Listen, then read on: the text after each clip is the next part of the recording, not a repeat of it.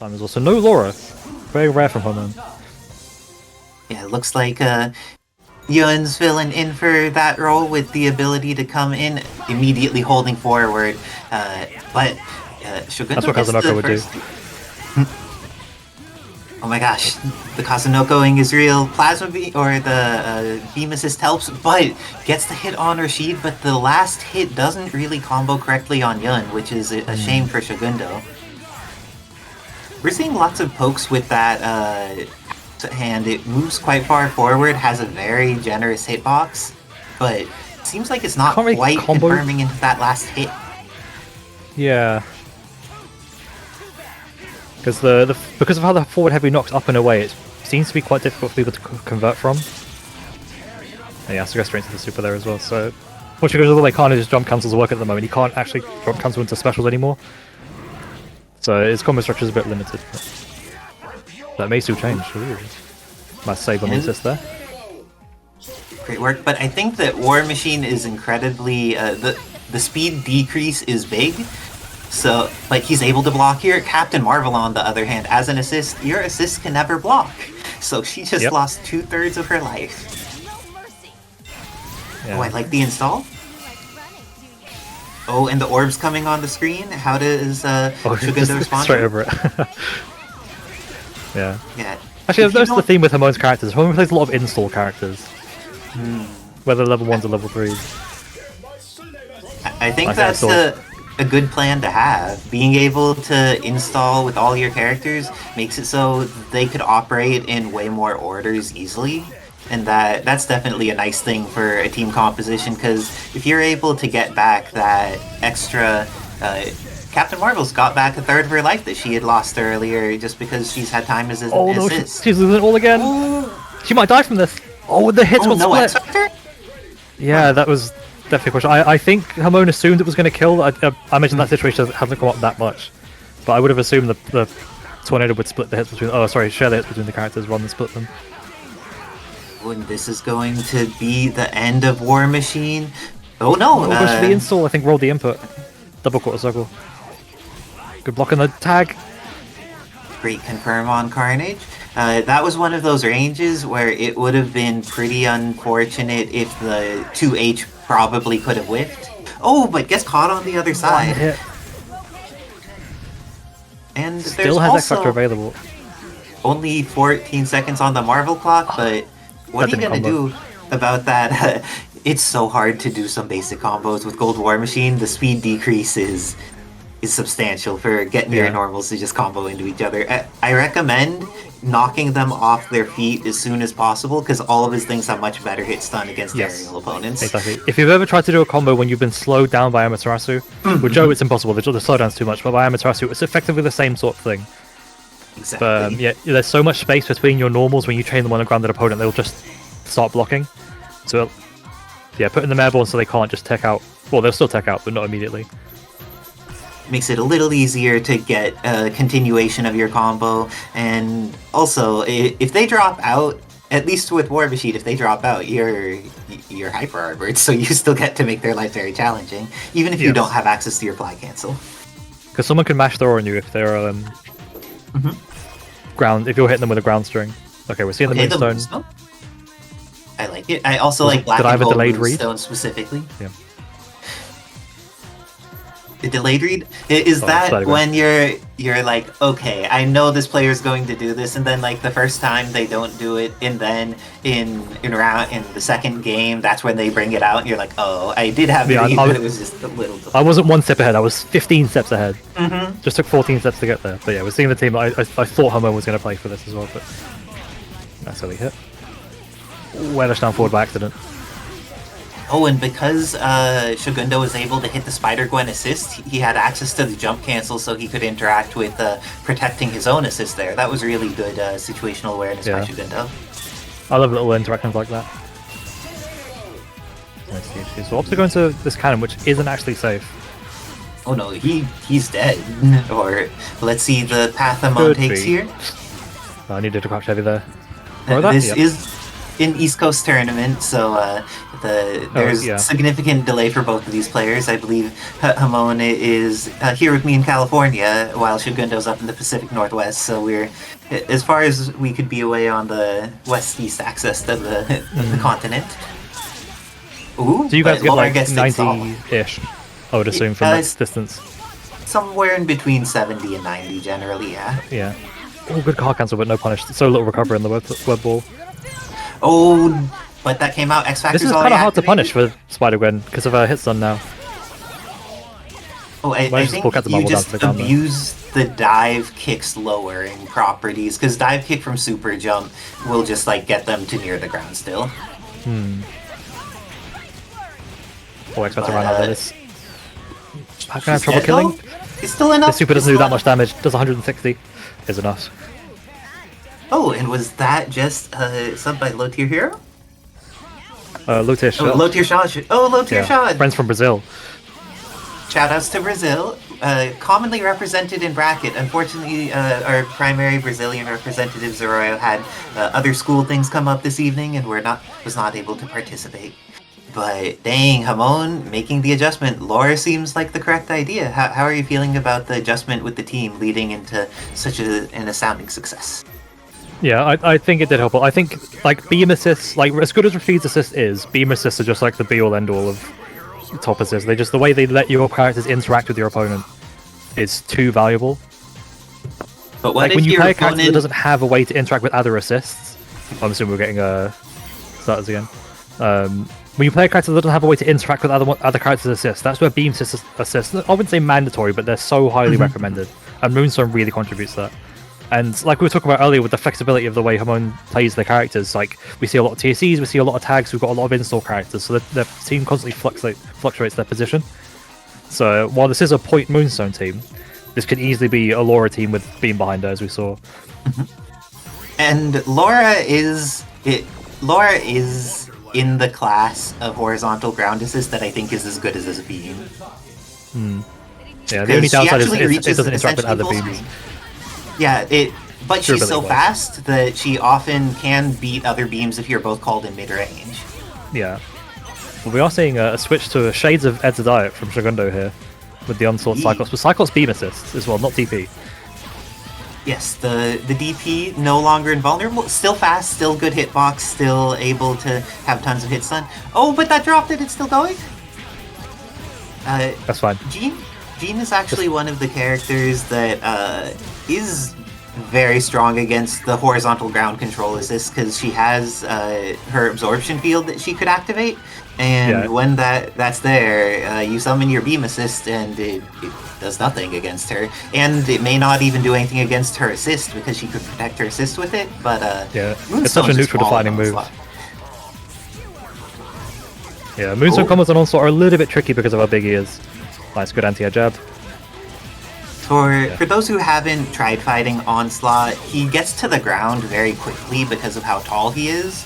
So a lot of situations where the normal size characters would be falling and you put hitbox into them, it feels pretty challenging on Onslaught for a few characters. Oh, tried to get to that ideal range but went a little bit far. And the crouch standing medium.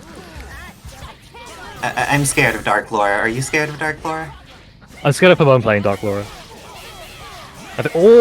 I'm scared of Dark Laura with a happy birthday. Oh, nice ended there to make sure you get the happy birthday as well. Oh, pressing buttons! That Crouch Heavy is not armored anymore. Ends with that super? Okay, there we go. Isn't Crouch Heavy... Wait, Crouch No, Heavy it's only Stand Heavy that's armored. So Crouch Heavy and Jump Heavy both lost their armors, and Stand Heavy's armor was changed. So it starts up later and takes more damage while he does it. Oh, the big level 3! High enough to convert from? No, it doesn't risk it. Oh. I'm going to have an X. Yeah, that's a punish. I think you got the recovery in time. Yeah. And with that, amazing call taking another game. And They're doing taking so the without lead. X Factor. For the second time. One X Factor in 4 games. That is not the ratio Marvel is intended for. 4 games should be 8 X Factors. Yeah, Hamon's going to have X Factor 5 in this last game. Or in this 4th game. Ooh, and how would you feel about trying to prioritize getting the field on? Oh, It's like when your opponent's full screen, that's like your priority number one is getting the barrier on, because then it just lets you do whatever you want. Because it forces the opponent to move differently. They have to play the game differently when you've got the barrier on. Because Moonstone's fine at sitting at full screen. She'll just beam you from low jump height with the heavy beam or ground height with light beam. Oh no, the DHC was not in time. It may have been that situation where the assist had been called too recently. She gets a hit with that as well. Oh no. This feels like an absolute horrid matchup for Onslaught Spider-Gwen. If she gets past where the shockwaves are effective, then it just feels like it's GG's. She can maul, but he also has hard read counter, which can lead to her dying. Like, I feel like if you're the type of player that has that, like, Spirit of a Ken player where you, like, know where to DP type thing, that if you're that type of player with Onslaught, you could really mess up some of her aggression. Yeah, I feel like they should be able to, like, OS the counter as well. It's like do the counter and then buffer a super. So if the counter hits, you just get the counter, and if it whiffs, you do a super, and then if you have extra meat, you can DHC out. This team is not very safe DHC friendly, however. So it's might be a bit tough to do it that way, but the nice little fit. No, don't jump off the launcher. Oh, got the hit, and those orbs are soft knockdowns, so off of that there was definitely the possibility to confirm. SHOGUNDo was trying to get more orbs on screen, but now going to lose the Gene, and Hamon still has X Factor and 2 characters available. This is looking we'll very see if they scary. actually use X Factor as well. Yeah, I think Cyclops without X Factor is probably going to struggle a lot here as well. Oh, never mind. There's only 300k, and now you've got no bar as well. You're kind of fine taking that damage. Just don't call an assist. Or trying to call out the beam assist again, X Factor. Oh, the command jump into the overhead. And with that, Hamon is going to take the set against SHOGUNDo 3-1 and send him to the learner's bracket. Great work to Hamon moving on. And SHOGUNDo did some great stuff, but it felt like Hamon was just too polished there. Yeah, I feel like the early team switch may not have been the play. Yeah, because it was Monster Hunter there last time. And Monster Hunter seems like a pretty decent mid for this team, but Ultron is just objectively a better character. The assist is arguably not as good, so we'll see how that goes. But obviously in the throw combo, this is where Servbot's specialty is to get a throw and then build 5 bars. Servbot himself does negative damage, but because of the meter gain, it's all like a DHE engine. Oh no, 3 throws. And another thing about Servbot is even though his damage on normals and specials is low, his damage on hypers is actually very high. Yes, it's all on specials. It's like the one where he turns into a giant Servbot, if you get all 6 hits, does 240k, which is the same as Gamma Crush for any base game players. Oh my gosh, that makes a lot of sense. Oh, and going in there with Ultron manages to get bad box art Mega Man out so he could regain some life. The Young Legend gets the throw. Ultron is going to potentially go down. Young Legend has 5 meters and X Factor. When you're thinking about resource usage, what do you prioritize in maintaining and killing characters and the like? I would always prioritize spending bar first if you've got multiple characters alive. I think if you've got low meter and X Factor, I would use X Factor first to get a meterless kill and build loads of bar in the process. In this situation where Young Legend had 5 bars and X Factor, just spend level 1, level 3. Agreed. And get rid of that character as well. And then you can spend all your, you'll have 1 bar left, but you've still got X Factor, and that's an easy kill on Hayato. Hayato is way healthier than you think. For a long time I assumed he was 850, but he's a 1050 health character. That should be an easy kill here. And so many resources are available. I have mixed feelings. People are confident in their combos. I always advocate for, if you hit the last character, you X Factor when you're able, the first safe place to confirm that is. Yeah, you either do ABC level 3, or you X Factor as early as you feel comfortable, like you just said as well. There is no need to do an extended combo on someone's last character and give them a chance for a comeback. That should be super level 3. And even with the whiff and the delay, goes into the level 3, and this is going to be Young Legend taking the first game against CaptainBackpak. I love where the kill happens in that super. With the team pose. I need to hop off in order to play my match against the Danger Box, so I'm going to do that now. Good luck and have fun, the Danger Box. I will be replaced by the amazing Wizard Tim. Time for some amazing Marvel I can see on screen here. Yes. Welcome. Oh, that's gonna hurt. That's gonna hurt Get so anything bad. off this?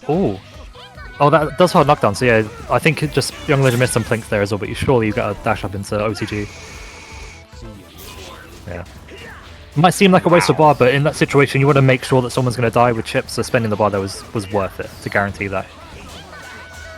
It's a great extension for damage. If you precisely time that, you spend no major combo resource, but get a crank amount of damage. Yeah, Gambit stand medium is such a good button against air dashes because it's just, oh, is that going to be a kill? No. Yeah, that does hit weird and happy birthday because the little final hit is an additional projectile that bursts, but it only attaches to one character, so it can split. Ooh, brings in the little boy here. Hayato does have a little bit of a high swing arc. Yeah, I immediately noticed it there where all 3 hits of that target combo just went over Servbot. Gets the pinks this time. The start, and this will confirm into the full extension. You can just use the pop-up super to get this kill here. Oh, it does so little damage if you get the follow-up super for free. Does this end the install? No, it doesn't. Okay, that's cool. Great Nice read on the block up. cross. Cross up. Yeah. There is an advantage to ending with that super with Hayato as well, because when you kill someone with a cinematic super, they always have the same incoming timing. So you can make sure that you can plan a setup basically like a frame kill. You see Spencer players do this in base game all the time. Ooh, worthy trade there, and he got a nice snipe on Cap, so that's a lot of damage. Yeah, it's interesting. The way Hayato moves is effectively like a 4th drone, because he comes from above and ground bounces and swings straight downwards as well. Ooh. In chip range, gets a throw. Oh no! No, it doesn't He's still safe, OTG. though. Okay. Pick up. Oh, misses the link. Surely just get Captain fired. Yeah. Damn, that was unfortunate. That was definitely CaptainBackpak's game. Do we see a team switch? I don't think we should see a team switch here. Yeah, I be saw a confident we do 2 characters. mindset, like a total mindset change for Backpack in that last sequence. So I think he's getting on to what he needs to defeat Young Legend. The question is, can he really bring the team up to speed? Yeah, we're seeing CaptainBackpak jump a lot, and as a result was getting thrown in the process. Oh, the early X Factor. Yeah, definitely a panic decision, but yeah, clearly feels uncomfortable playing against Servbot with bad box art Mega Man at the very least as well. Probably want to see a lot more slides just to challenge Servbot at that height. Oh, Some crouch heavies, some forward heavies. Oh, so many drops. It's really unfortunate. No, that's a die. Yeah. 5 bars from Young Legend. At this point, you want to start spending this meter. Because any combo you're doing now is just building meter for your opponent. Because again, the damage isn't very high.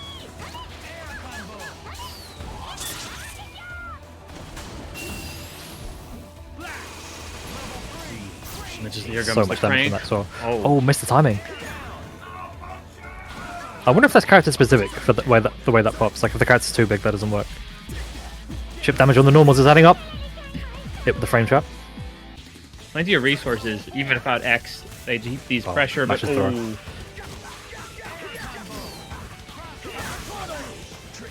Oh, that's a little bit of a harder to pick up. So Legend definitely worked his way through these combo sequences. This won't kill, but you do get a follow-up super hit. You have to blink in 4 times and you can card. Oh, he missed misses the blink. Oh! Nice pickup. That's a nice amount of starting damage on Cap. That might drop. Oh, but forward text into it. Oh, that might. Yeah. Almost that does just hit unsafe. a little bit too weird in the corner. Or maybe not any fix hits on that as well. Good cross up on the attack plus S. Incoming. Nice. Oh, misses the link. Oh! I could have got Probably just going to see Kirk Flame. Captain Fire. Oh, the whiff on crouching opponent. The throw mash. Oh, so disrespectful. Oh, that could have been a punish. Yeah, it felt like Backpack got a bit tilted by that taunt. But you can't let stuff like that affect you. Especially during the match. Yeah, we saw a lot of good kind of comeback potential from CaptainBackpak. He got something started, and then we're just kind of the string, the sequence.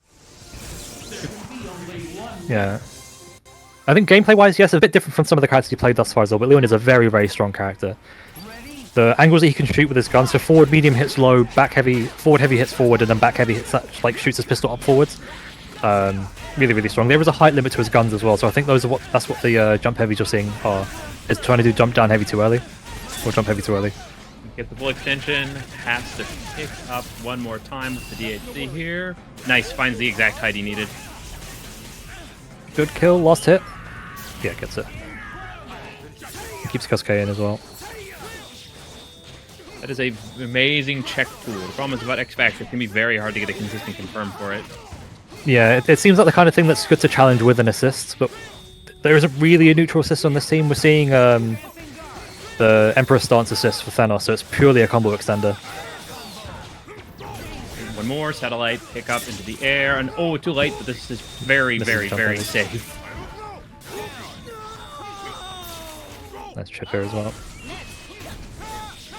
And Oh, good use of the bomb. as well. Cammy gets away with a lot of really strong mash, so just putting out that bomb slows her so down. Oh, a bit too much forward movement on the Spiral Arrow, so the Thanos assist didn't combo. Nice auto correct on the dive kick. That hooligan must have been an accident, because her heavy dive kick is very easy to convert from. It's got a lot of hits done. Up. Yeah, oh, forces the auto correct and then gets out safely. And Dobby is so that's a happy spin here knuckle. just to completely build this bar back. Yeah, this is a team that, because of the way it puts out projectiles, just build a lot of meter passively in neutral as well. Oh, great block on the Ninjutsu! No hit confirm on the crouch heavy though. Convert off this? No, not ready either. Yeah, I can't help but feel like some of these normals are accidents as well, because my belief as a player anyways, if you... Ray talks about this in his streams too, but when you press buttons just to do it with intent, there's no point pressing a button if you're not ready to convert from it. So if you're going to do an overheads, assume it's going to hit and react to it blocking. And react to someone blocking is my kind of stance on it. That stops situations like that happening a lot. And Dobby plays Asuka in Tekken. He's a character known for defense with interesting offense options, so you really have to react when you finally do get that hit. So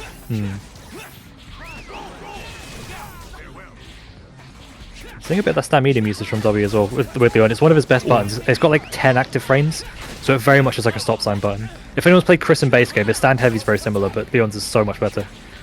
And because it's a medium, you can easily confirm it into a heavy. Oh, nice. Over the top of the guns. Another dead. Yeah, that extension does so much extra damage.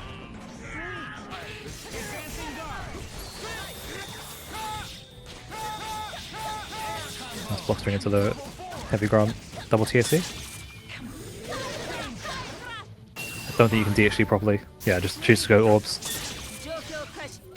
Nice defensive option. That completely blows up anything Strider's going to do airborne like that. No confirm off that, yep. Not enough hits done on it. Oh, misses the attack plus S. Cammy just dies. Maybe been able to convert off that as well. Oh, no Missed forward, the that's unfortunate. option there. There you go. I think that's what Dobby's been looking for the whole time, is doing the Tiger Knee Excalibur with the Psylocke assist exactly so you can combo from it. Lightning Shield, highly durable. Has about 10 durability, I believe. So most normal projectiles won't clear it, you need to hit it with 2 or 3. Oh, I wasn't ready for the ninjutsu that time. Get to the Still ground. do have You're Ragnarok gonna go for available. Ragnarok. Oh, Converts off this time. Surely you Ragnarok it. oh no.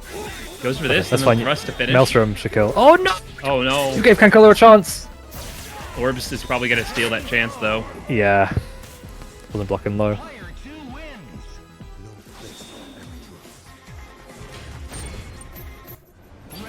Woe to Dobby here. Leon hasn't really had the chance to do anything yet, but the tried and true Strider Psylocke from Dobby is a bit of luck. Oh, we're seeing proper Leon combos. Here comes the damage. It's nice amount of bar too, so Yeah, has that soft knockdown, stand heavy, or hits on at the very least, so always combos into those agent kicks. That is a very easy kill.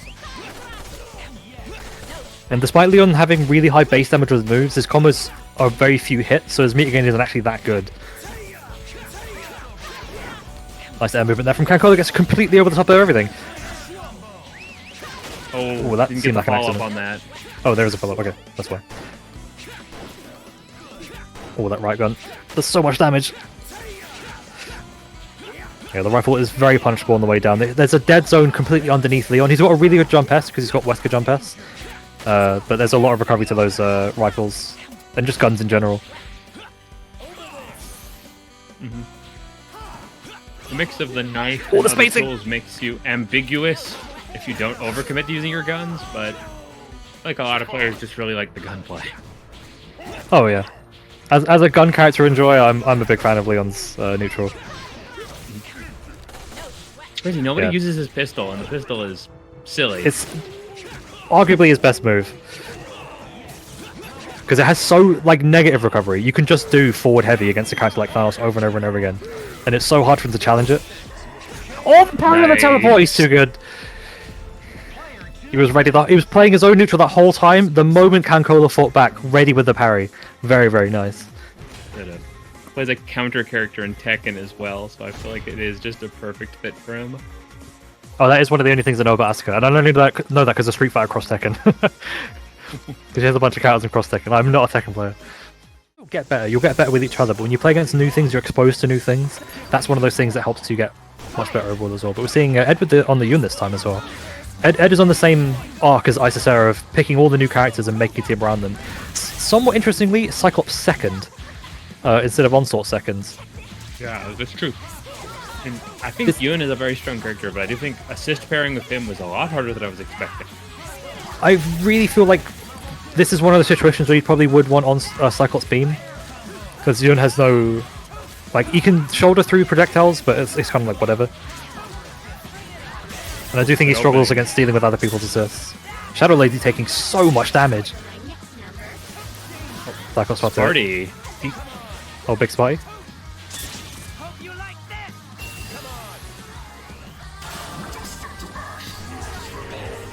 Good safety. She gets over the top of the drones. I've never seen that before. Oh, the crouching BD Bantia. Those basically Dormammu Magneto buttons. Hope you had some GG Spotty. Oh, no fade away. Yeah, I think one of Onslaught's other like only real weakness is no air super. So those kind of fade away situations, hard to convert from. Get the install both levels here.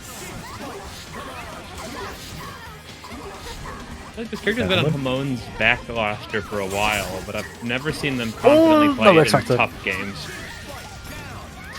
Oh, the Ed special. Any knockdown is 4 tech plus Cyclops assist. You have to be looking out for it. Oh, no, cancel off the disruptor again. Can't get over the top of that with Spider-Gwen. Yep. He tried, but she... Onslaught has 1.3 million health spike. He's the new healthiest character in the game. Oh, we've got Remy in the chat. Remy, avert your gaze. Don't look at Cheetah Marvel. Remy is a purist. He plays the fairest team in the game. And now he has to watch these cheater characters. Yeah, I mean, you gotta think of all of those Zero Firebrand players. They have an honest living. They have. Some of them got to hold the button.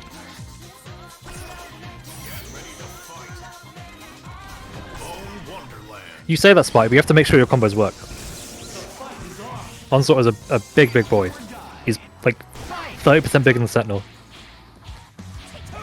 Stuff will just really randomly drop because he can both be ground bounced and re-grounded at the same time. He's not just a fat, he's a tally. He's a thickie. And his gravity is really weird. Yeah, I think the gravity was like mostly fixed, but Isicera mentioned it earlier, is because of how big Onslaught is. He's got like the issue that's Doctor Strange and She-Hulk have, where they just hit the ground earlier. So there's stuff like web throw loops don't work on those two characters as Spider-Man for that reason. Same sort of thing with Onslaught, is he'll just land early. Does this work? I can't really do anything from this. Oh, never mind! I fixed my face!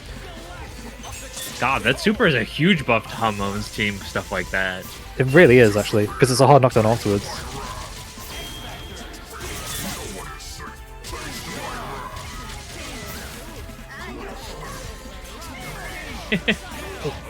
Just expected Hamon What's to the the air button, dash? and he, of course he does. Super, please! Oh, that's gonna drop. He did it like... Okay, he's too big, he's too big. Oh, my heart. It really does feel like sometimes someone doesn't want to win. He makes so many quick decisions, and then straight afterwards there's something questionable combo-wise. Powerful autopilot problem, I think. Well, that dive kick had a shoulder hitbox. Yeah, this is really, I guess, all you can do with Yun. A lot of his moves aren't that strong, but his dive kick is quite good because of the angle, the speed it travels at, the angles it covers. Grenade I believe it has 3 is different surprisingly versions. hard to get into. Yeah, because it didn't really change anything besides the speed boost. Oh, I actually got a wall jump there, maybe by accident. No, confirm off crash heavy. There we go. Yeah. Yun's got that Iron Fist problem where without any air special moves, if he gets the hit in the air, it's kind of like whatever. Like Iron Fist optimal super jump height conversion is MMHS. And thank you, Hamon, actually going into Gwenum earlier on so they can make great use of this buff. Yeah, she gets a 5% damage buff, I believe. Might be more. And a little bit of speed. That's air challenge. Ed is very prone to pressing buttons on incoming. Oh, big whiff. Okay, this wasn't working on so earlier. We'll see if they adjust. Yep, delayed the heavy. That's how you do it. No bar, no X with X Factor. It might not even be worth it. Spending the meter somewhat questionable without being able to kill. Convert. Oh, didn't combo, but wasn't ready for the cross up. Oh no, that didn't connect properly.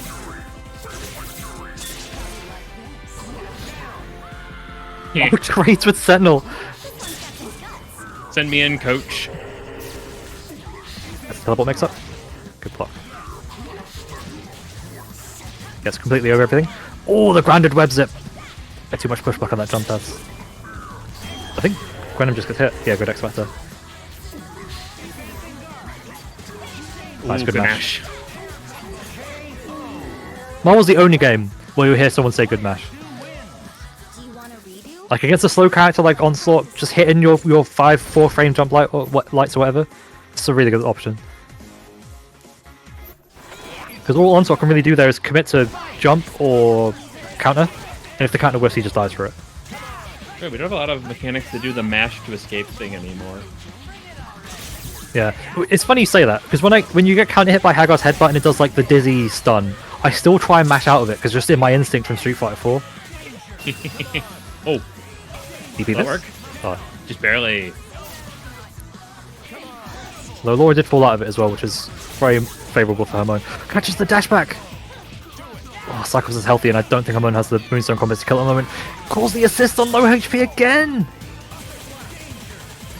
This is definitely Hamon's biggest folly as a player, is not looking at your assist, or not considering your assist health bar but before calling the assist. That's 2-2. Oh, we're seeing a switch. I don't actually want to see Hamon switch characters. What he was doing was fine. It was mainly just the assist calls. What is he bringing in? Okay, fix the Gwen. Maybe it's a reordering? Oh, Okay, there's the much Rashid. stronger assist for... I think he's only ever played Laura with this team. Yeah.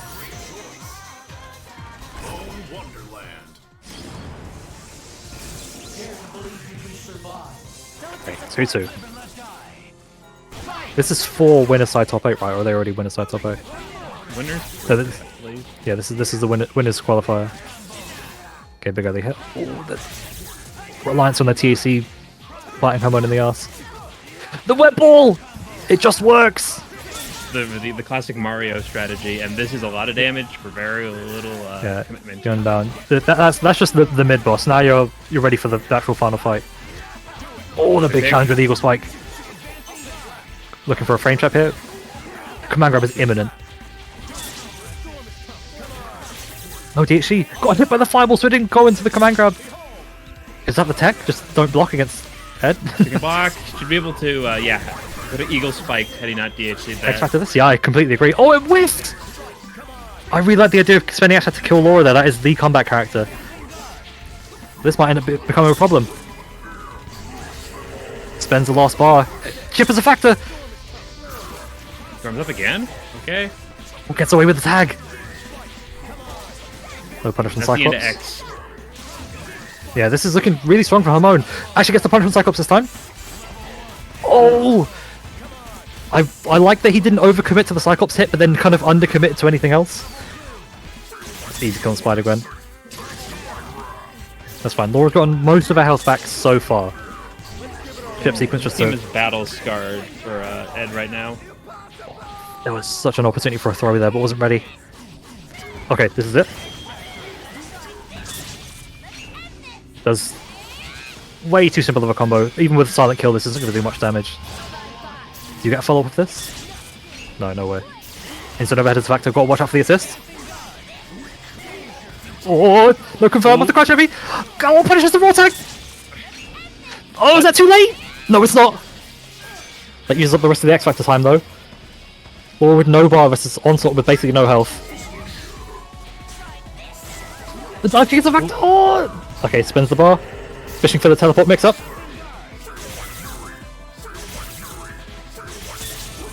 There's enough bar to commit to the running super. Super jumping here is not the play. The teleport mix-up. There's no bar from either. Oh, nice Doesn't fall. bait. The low profile! And Hamon clutches it out! Oh my god, the excess meter spend from Ed there really cost him. That was great for Hamon.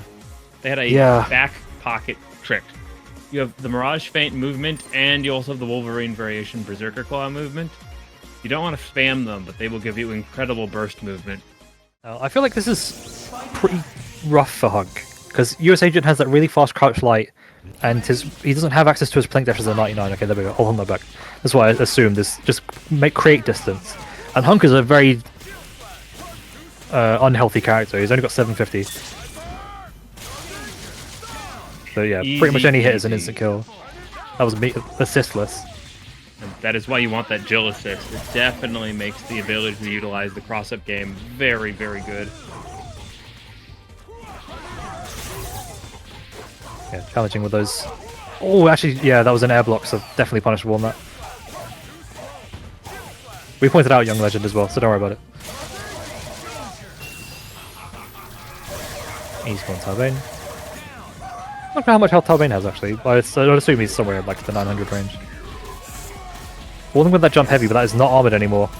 That is like a 25 frame falling button. Great hitbox, but no armor anymore. Makes it a bit less powerful. Okay, I was about to say.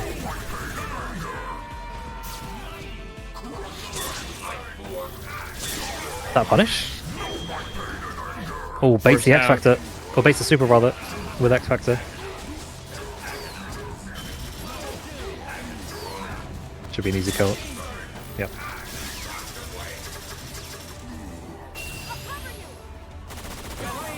Left that a little bit late. Normally the last hit pops up the character, but Onslaught didn't get popped up there, which was a bit concerning. But managed to DHC in time. So Isicera really likes the keep away game. She's not one to do the Deadpool thing of mixing in moving forward as much as moving back.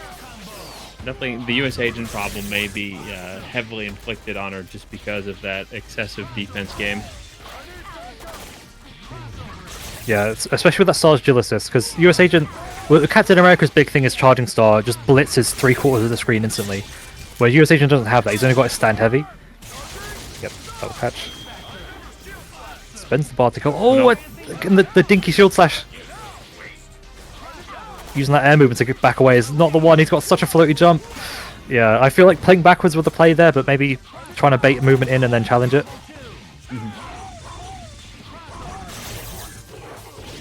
And yeah, that Onslaught assist at times feels like the closest thing we get to Jam Session. Just has fantastic air coverage. Yeah, the hits, the floaty hit stun, how active it is, the durability is. It was a fantastic assist. Definitely one of the prime defensive assists in the game. Nice. Pull that down.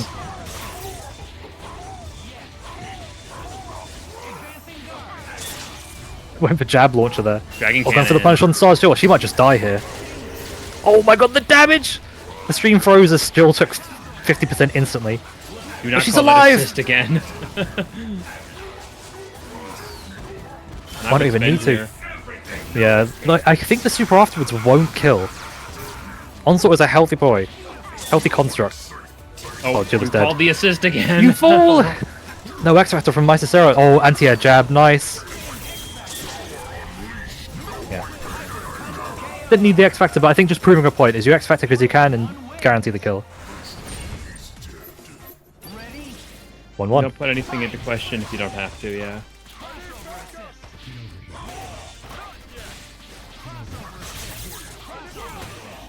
Yeah, we're seeing a lot of... Oh, big confirm off the grenade! This is such an easy kill. And then, last sequence. Grenade mix, 50-50, or just fade back. Yeah, challenges the air jump away. I feel like HUNK vs Ultron is such a good representation of like air versus grounded Marvel. Yeah, that's basically no damage at Onslaught. You take that every day of the week. Let the Ultron spin the bar. The early X Factor is huge as well. Ultron needs bar to kill quickly because his damage is pretty low otherwise, and this has got level 3. Good anti-air jabs.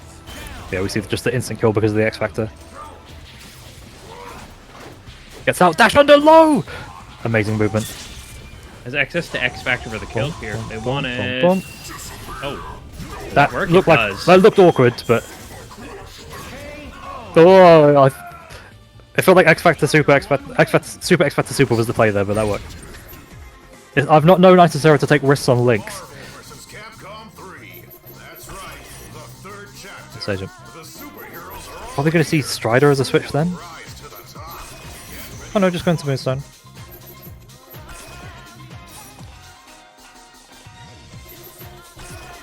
Yeah, Moonstone definitely a more kind of active anchor than Jill is. And the beam is fine, but the beam starts up a bit more quickly and might have a better interaction with HUNK's bullets in terms of preventing HUNK just sniping the assist with active frames, but we'll see. Could simply be just a comfort thing. Jumped away and still got hit by the snapback. Snapping an Onslaught is questionable. You're going to have to X early to make sure you kill Onslaught. No, just go for a reset. Really don't like that. It's a very functional point with these assists too, so Isicera does want to keep playing it out. They can, but Undoom had a plan. Without having those 2 bars, because Onslaught, HUNK and Talbain aren't really characters you can properly tag in because they will just get obliterated by US Agent. And didn't have the bar to DHC. Oh, no punish on that Beast Cannon. Gets underneath. Nice. Oh, wasn't ready for the cross up. Just too high each time, but this time all of the assists ruined it. Isicera fishing for hits, and it did not pay out. Yeah, that was definitely what's confirmable. I think Isicera was 2 in the source at the moment. Snaps out HUNK and then snapped HUNK back in as questionable as well. All the overhead off the guns, you got to push block those guns.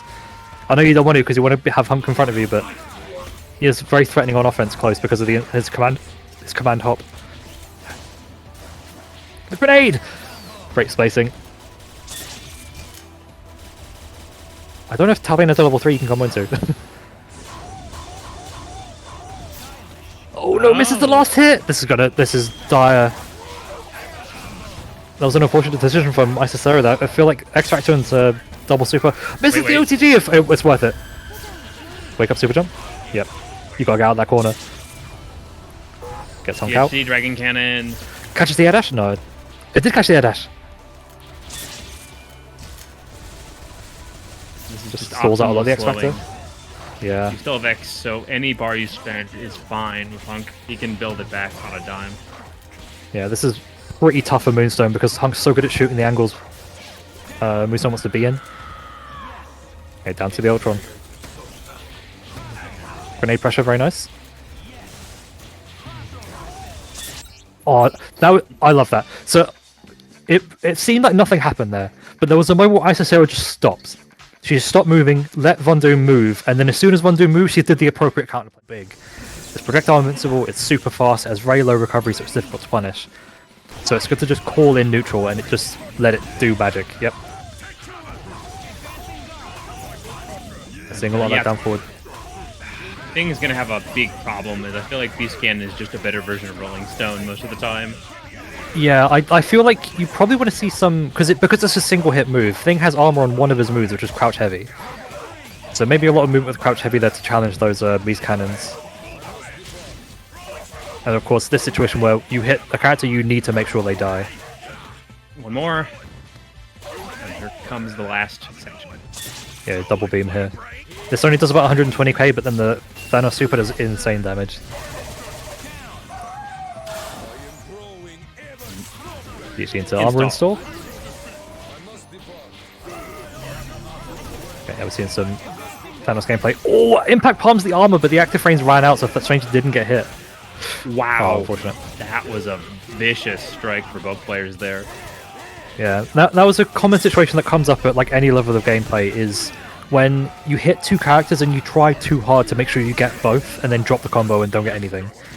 I think in those situations you just need to full send your string on the point character, and if you hit the assist character, so be it.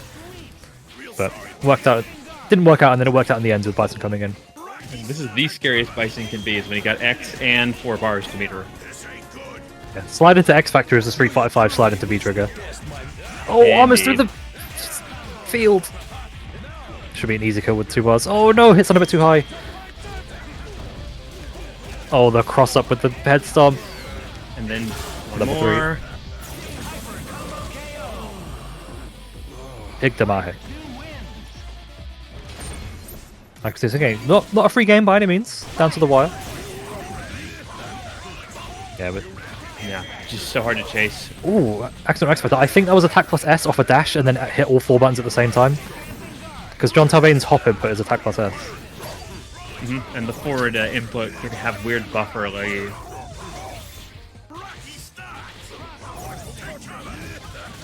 Oh, punish on the knee drop, very nice.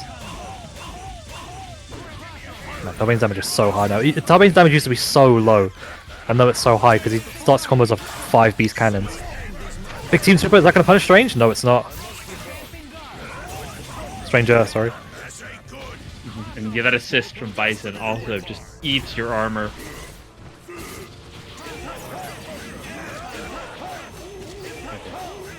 Good starter here. Gonna have a lot of time to go over the sequence. Yeah, we'll probably want to spend that bar now because you've got 5 bars. Yeah, there we go.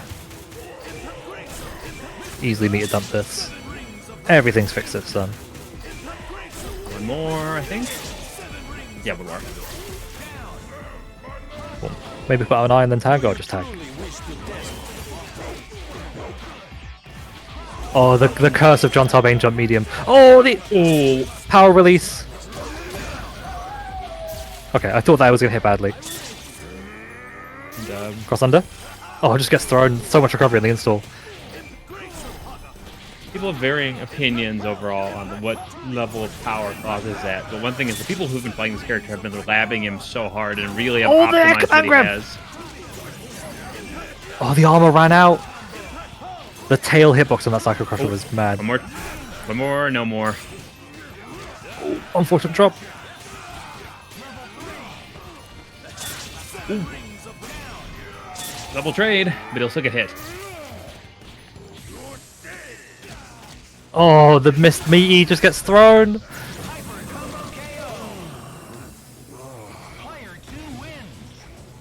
So Akatsuki again came down to the wire.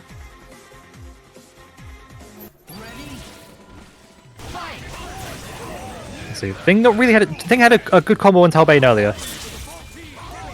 Oh, actually not super. Good starter. There we go. There's a crash heavy. Only has 1 assist. Oh, that'll definitely be enough. So much meter from Thing's combos. Boom.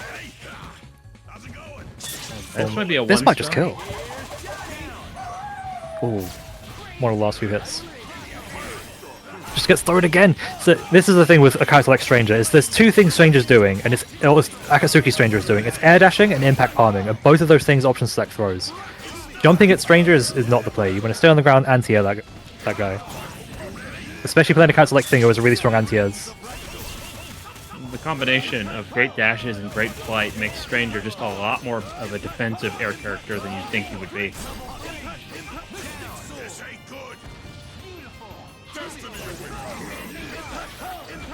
Yeah, Stranger is a high dispenser. One of Stranger's biggest weaknesses is the fact his crouch light isn't a low, and it still isn't as Stranger. Crouching heavy is his only low. Oh, no throw from that. That Nice must have been an pickup. accident with the command grab.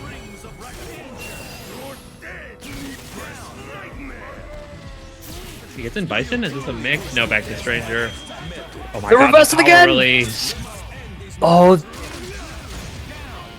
kills Bison, but I think you just die for this. It whiffed. Oh, okay, never mind.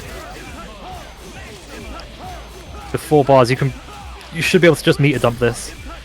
Oh, you don't need to do all this. Okay, there you go. That's kind of close. That might drop. Oh, and just No, level gets it. 3 to keep it. Yeah, Or no, yeah. and level 3. Very nice. Yeah, so close to those comebacks by Young Legend, but just a couple decisions with when it was the last character versus last character, and Akatsuki successfully managed to mash out. Pretty much all those reversals came from throws by Akatsuki there. To be random, there's no way you got US Agent Charging Star Moonstone Beam. I don't know who is who. These are Dobby's No. colors on player 1 side. No, Dobby's been playing Leon and always plays Psylocke. I don't think there's any other Psylocks left. And Red Shield is definitely Xeno. Yeah. I mean, that's a real this is- team, surprisingly. Yeah, exactly. I was about to say, like, I'm not used to Xeno picking like a proper team instead of just 3 guys. I might be able to try to sell this. No, too little recovery. Teach to install. Oh, the counter doesn't fall for it. Digital counter. Nice. Has Charging Star as an assist, but still chooses to call Red She-Hulk. Nice cheeky little low with the slide there. Yeah, Strider has no way of comboing off that slide without X Factor, so usually want to call it with an assist. Oh no, get the wrong angle. Nick Happy Boo Never Boo! mind, it's all part There's of the zero plan. chance he knows a happy birthday combo. Oh, Psylocke lived! Yeah, I agree.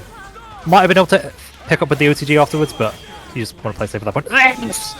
He was walking up for a throw. Oh no. Oh, none of this is Okay. comboing. Walking? Yeah. Can definitely air dash out of that. But, I've never seen Xeno play an air dash in my life. Oh, no. I mean, he plays Sentinel. Kind of like.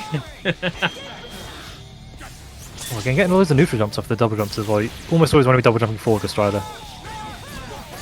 Oh, X! Why is his success rate so high? Shut up, Xeno! Get off my screen.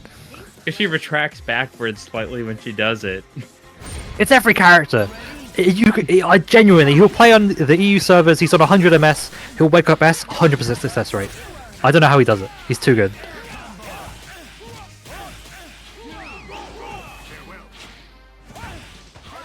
Oh. It's hilarious that's a seeing throw. Xeno try and lab combos on the fly.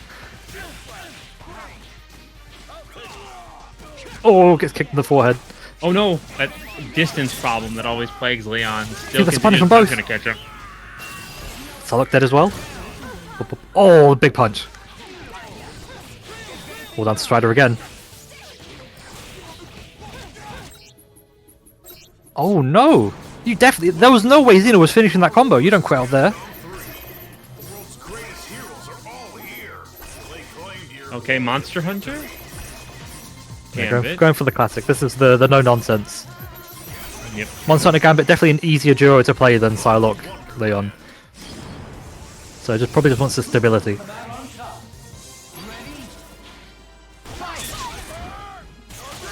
That's gonna work. He's so The annoying. old Nick Bad tradition.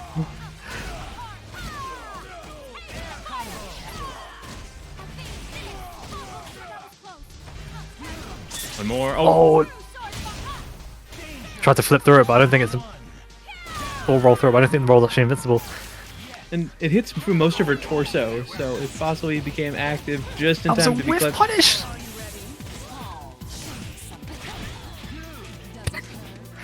Xeno figuring out what things do. He went for a walk-up throw again. Every time I see Xeno take a step, I know he wants to throw. Dobby not having any of it. There is information here. Dobby is For me playing against him and seeing him play, he's a notorious up backer on wake up. So you can take advantage of that when you play against him. Count him in stone. Really likes his double Oh, big jumpers, threat. but oh, this is the train. Oh, didn't level 3 there. I thought he was gonna go into Dragon Assault for sure. Definitely here. Yep. Now stuff's about to happen. Get some spacing for the Gunflame. Wants a reversal super for sure. Yep. Doesn't fall for it. We've got X Factor. This is Strider. Gets the X Factor. Oh my god, that worked.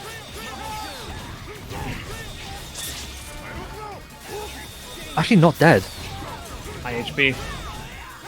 Oh, the that S could've been Whiff! so bad. Anything except S would have worked there. Okay, got level 3 though, so this is definitely going to kill. This does 600. It whiffs all the hits! No And she's way! about to die to the anti-touch. I've never Dobby. seen it hit like that before. Now we just need to go for the air spin. That. Oh! Oh. I lied. You cursed, Dobby. I lied. That was your fault. Dobby would have won otherwise.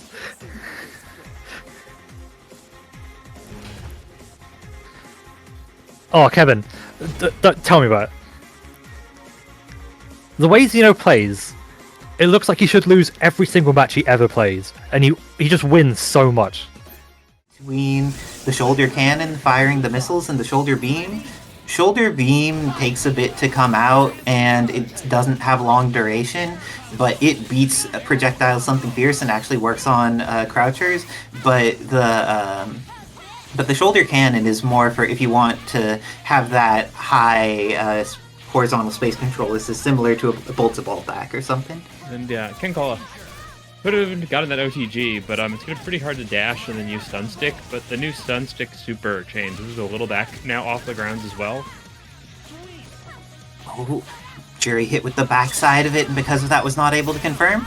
DHC, oh, there's no DHC available because there's no meteor, and with that, Juri goes down and takes the meter with her. That's a tragedy for VonDitto, but it looks like their Blackheart is putting hitboxes on screen in effective places and clears out Sherry immediately, changing that momentum in their favor. So Cammy, definitely a character I would not want to fight with Blackheart. Good anti-projectile options, and you are tall, so you have to take the instant overheads. Both of those things are scary. Is this going to reach at this range? Definitely on that big Blackheart body, and the DHC into Thanos does decent damage. No third character to DHC into, though, means that Blackheart gets another chance to play. And Thanos is going to struggle in this matchup. Blackheart just has the ability to control his height too much. Though, something that CanCola can use is Blackheart will come down at specific timings, and if you use the counter, it's very strong. Great stuff from VonDitto. May be able to get this Cammy. Did not quite. Perfect X Factor by CanCola to be able to save Thanos, but he doesn't live long. And now Cammy losing half of her life and needs to eat some mix. Oof, that assist is so good for the sequence they set up after War Destroyer. But X Factor running out for Cammy, but she has plenty of meter, but no chance to use it. Dying with the 5 bars is ShinyVonDitto, clobbering her in the head and taking out Cammy. CanCola going down 1 game to ShinyVonDitto's Juri, Blackheart, War Machine.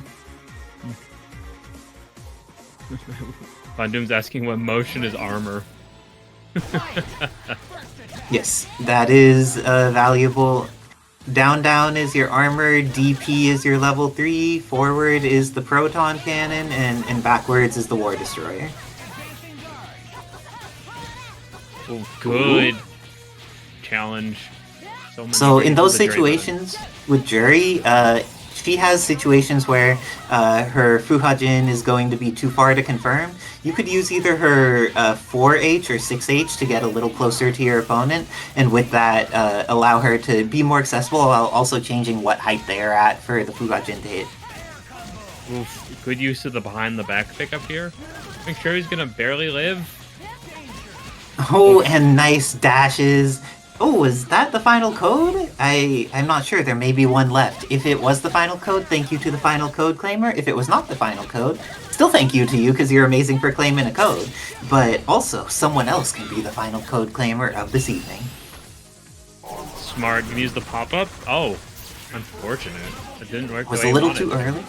Great use of the spinning back fist there. Got in, able to hit this combo. Oh, but drops because Blackheart is a very tall Prince of Darkness. And because of that, he got to the ground just a little too early for that combo to work.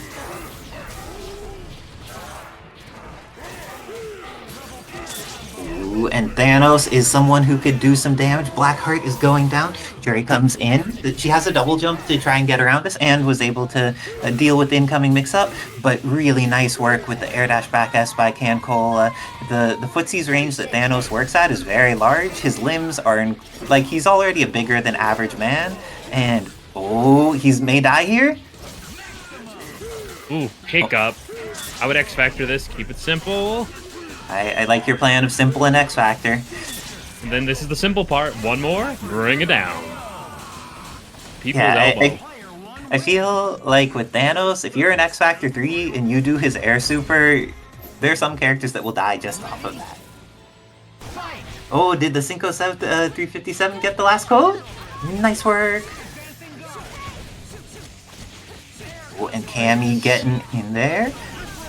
We've definitely seen great work out of this character, but ShinyVonDitto has been very good at knowing when to press Juri's fast buttons and also how to position himself to get value out of them, often either dashing under or dashing into a button at a really good time, like that when CanCola was trying to move.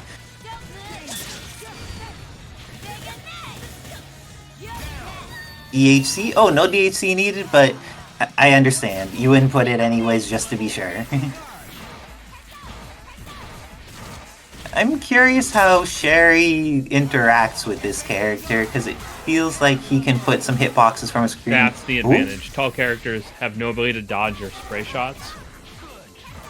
And she can pick up like that off of them, so if you don't maintain full momentum of Blackheart, you will just get stuck into positions where Sherry can just take you down. Ooh, almost had the confirm there with the nice call on the Emperor's stance. But Sherry is looking like she's in a pretty scary situation. I'd like to see the rifle grenade here, just because it will blow up literally all of his long limbs. Oh, but she gets caught there, goes for the pillar, doesn't quite work. This time, CanCola confirms into the super from full screen, Blackheart goes down. Leaves Sherry in order to fight this Juri, has plenty of meter, so if she gets the hit, Sherry can definitely kill here. Oh, both of them got the hit, but neither of them got the kill. And with this is looking scary for both. Oh, goes into super. And it looked like CanCola recognized partway through that super does not pierce. And because it does not pierce, Thanos' body was protecting Sherry from utter death. So nice work to CanCola adapting to the situation swiftly. Oh, but ShinyVonDitto has this War Machine. I think this character is very, very good, and that some of the things that make Thanos very hard to fight for most of the cast, War Machine is much better at fighting into. Pick up, X-Factor, keep it easy. Agreed. And with this is looking like the end of War Machine. Okay, CanCola making a good case for why their Thanos is a good X-Factor user, has consistently been getting damage out of them, and that damage has been converted into 1 games. And it looks like ShinyVonDitto going to the US agent in order to take on this team. I think that the power of Cammy's spin knuckle and other things are less strong against a US agent, but I feel the way ShinyVonDitto plays Ultron, on the other hand, that spinning back fist may be effective against some of the things he likes to do. I'm curious to see how they each end up approaching this. And that Moonstone in the back. Thank you, Blessed Magical Maestros, for balancing out and getting us to $60 in the Matcherino. It is appreciated the ways y'all support the community. And oh my gosh, the aggression by ShinyVonDitto immediately getting in there with that snap. But the air buttons from Thanos are just so brawlic and dangerous. Is US Agent gonna die here? Oh no, the assist wasn't available? And with that, US Agent goes down, and CanCola still has plenty of meter. That's a challenging situation when you get the snap, but then they're able to get the kill off of it, and they get their desired team order again. Ooh, that was a confirm and a half by CanCola. This could be the end of Ultron. Up we go. And then... Oh, no DHC available because Sherry was summoned too recently. And now ShinyVonDitto going for the beam. It doesn't confirm, but is able to get Moonstone in safely and acquire chip damage.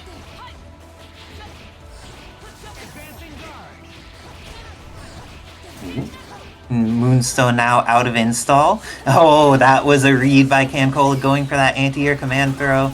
Will they be able to kill off this Moonstone? Has 3 meters. One more. Oh! Oh, they couldn't get that last section, but it's okay. Almost taking it entirely on the neutral. Gun. I would just... Oh, that works. Okay. The dive kick out of Hooligan. Quite scary.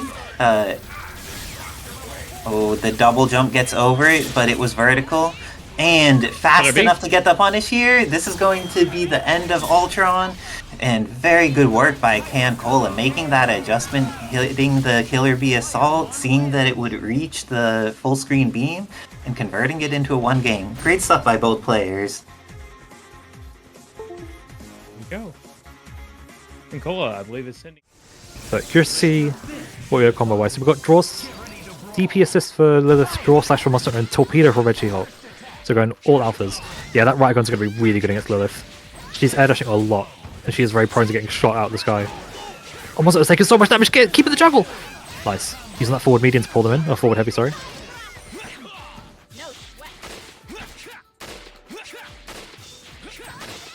Lilith has the ability to dodge almost everything. What tag? But patience. Interesting. I think Lilith low profiles a Psylocke assist because of how small she is. It was only because she had to turn around that she ended up blocking it.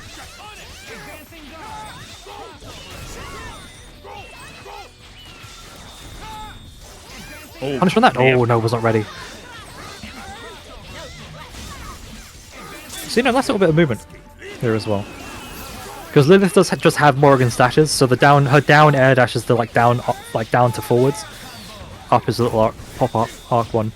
So it's interesting seeing people use the different variations of the dashes rather than just fireball dash forward, fireball.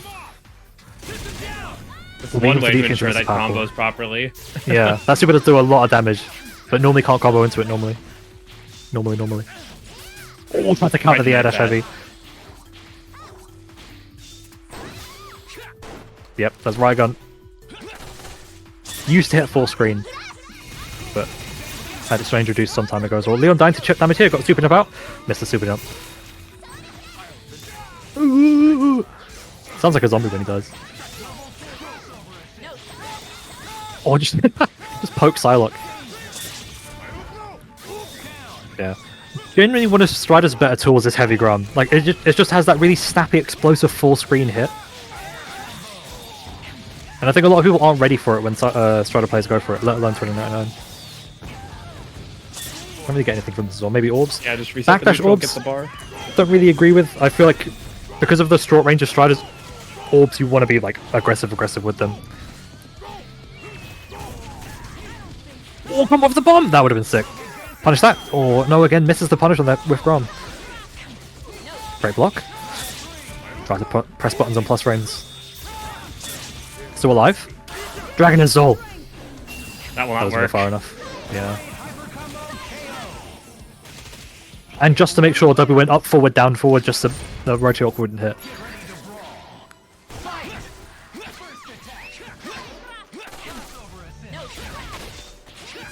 Yeah, just checking so much movement with those pistols. Gets over the top, nice. This is kind of a weird hit to combo from. Her hit stun is pretty low at them currently. Used to have so much hit stun on everything. Oh, big whiff on the counter again! I think Leon countered a fireball.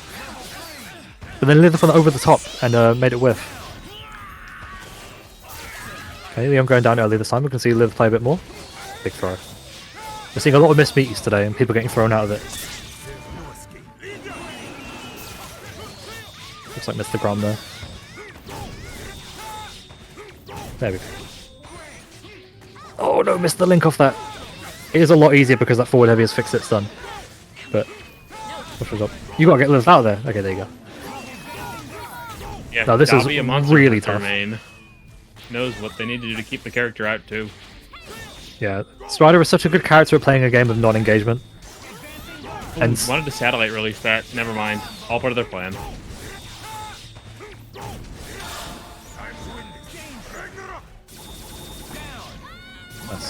I think it's fine spending 3 bars there as well. You're not really using Ouroboros for anything anyway. And Lilith is low enough that a singular hit will kill even off a throw. You build bar pretty well. Falling Too. bud. Mashing that Psylocke assist on wake up. Oh, they bonked! That falling jump heavy is so good.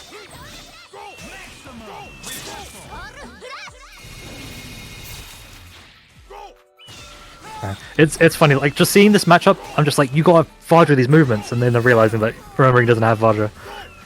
Hard light, animal doing its job. And now it's just zoning out the shield.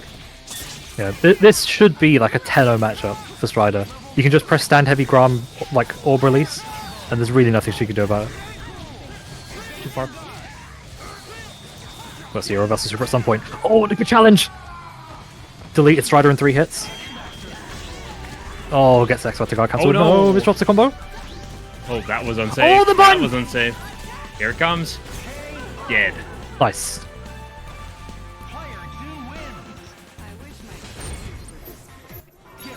There was 75 marble seconds of neutral, and then Red Shield pressed 6 buttons and won the game.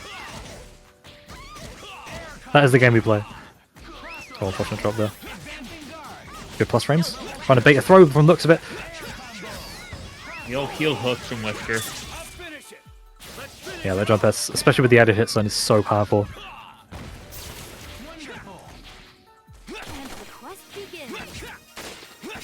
Yeah, this is another nightmare matchup for Monster Hunter. Really nothing she can do about the right gun or rifle. Because Leon's quarter circle back super is actually invincible, so even if Monster Hunter tries to roll through and super someone like rifle or something, he can just super in retaliation. Dobby got a little ahead of himself. And oh, goes to the arrow variation. I always like this one. Already used a ground bounce, so yeah, it has to end in this instead. Might have been able to get a meatless kill there, but don't need to risk it. Reinstall. Yeah, you get to abuse that stand heavy. Even more so. Wow, we that picked chain that sequence. up.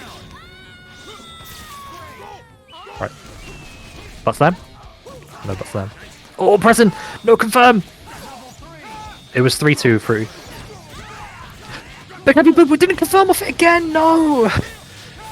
Oh, it's so sad to see something like that happen as well. Especially when we're playing a character like Red Shield, it's just, you can just go into super and then X Factor afterwards. Oh, That's speaking of easy which. kill. Good X Factor. Low scale.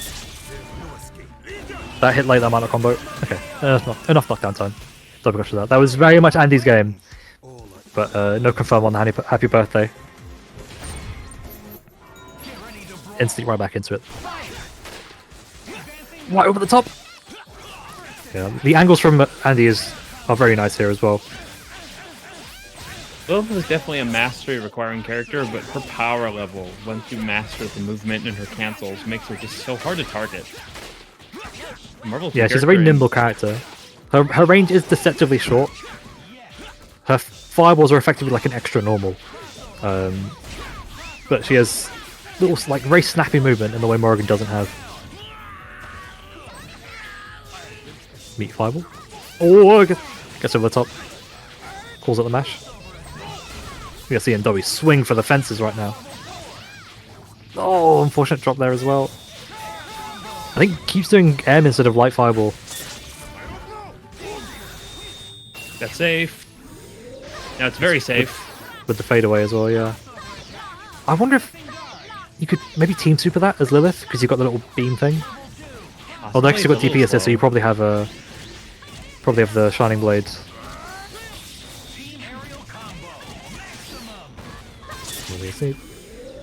These two really don't have the greatest DHC synergy. That works. Worked out. They're very low in health. Chip is very much a factor. You gotta get out of the corner. Oh, tag the shield as well. That works, I suppose. But we're definitely not killing from this hit.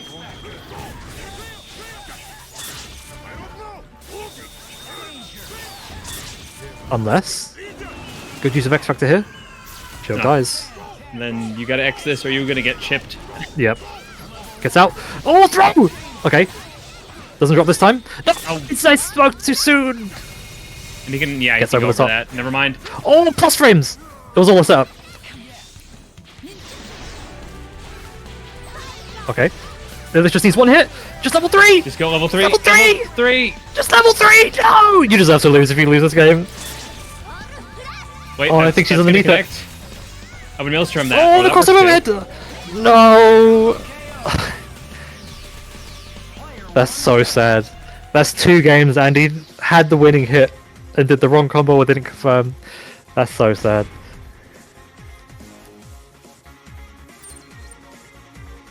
No, we did in fact snatch victory from the jaws of defeat. Going to assemble a specific team around the Shadow Lady and the Rashid. This is a lot more projectiles than I'm used to seeing from him. It seems to be interesting comments, but thank you so much. The Fools for those 10 months. Yeah, a very interesting sparring between access to both these bullets, missiles, and just a lot of long limbs. Great. Almost able to take that all the way, but that crossback catching him.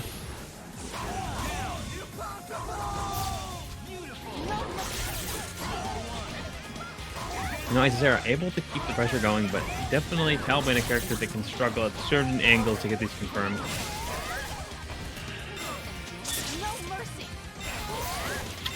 Gets the install, going to go into full dull mode here. And then back to the Moonstone. Hamon just choosing to leave that in the back.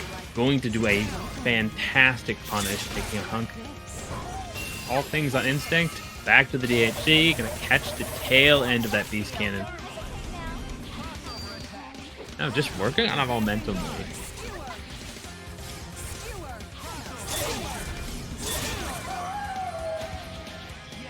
Will be all they needed. Specifically, those missiles tagging Onslaught because of her incredible height. Hamon, just on feelings and reflex, really put a strong leverage of momentum against him. Self and Isicera pick up the big hit, and then looks for the efficient reset connection. Has access for an X-Factor route, going to make this a lot easier if they choose.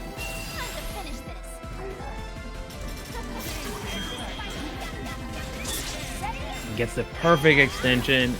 Ooh. Not so perfect, but Isicera caught by the last strike.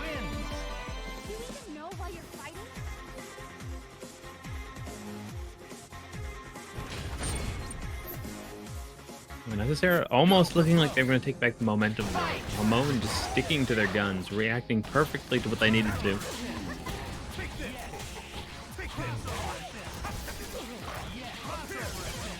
Now back to a good zoning fight. HUNK a very strong character in this department, but there is a good ops with Hamon utilizing the Rashid fireball. So Isicera shifting to the offense, putting on the full octane here.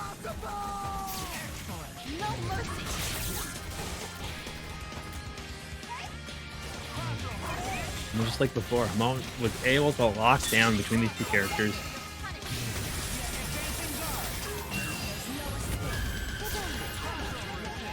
Take about half of Onslaught's health at no real risk there.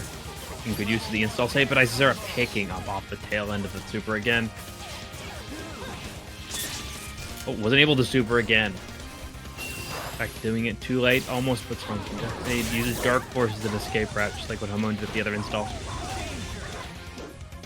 And actually almost able to take it straight to Moonstone if that multi-hit.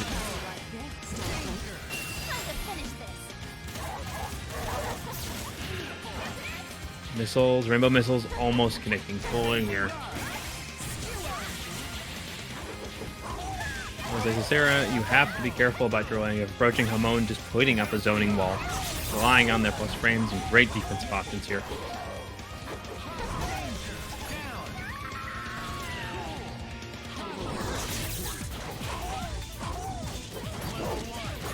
This time, just goes for the stagger, breaks, then catches Hamon's escape.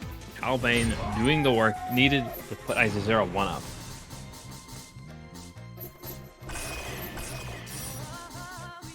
Now we're going to see a switch to Spider-Gwen.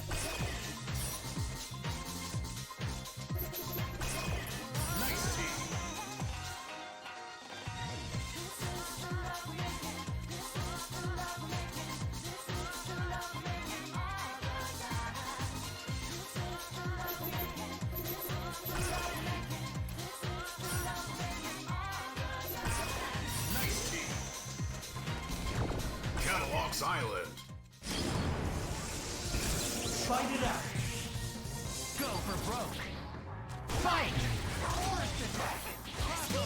With the change up to Spider-Gwen, definitely the offense is being the key factor that Hamon's going to focus on. Doesn't want to stick to playing the Fireball War, just wants to break through that Rashid assist as opposed to Rashid being the point. And like that, it worked exactly as he needed it.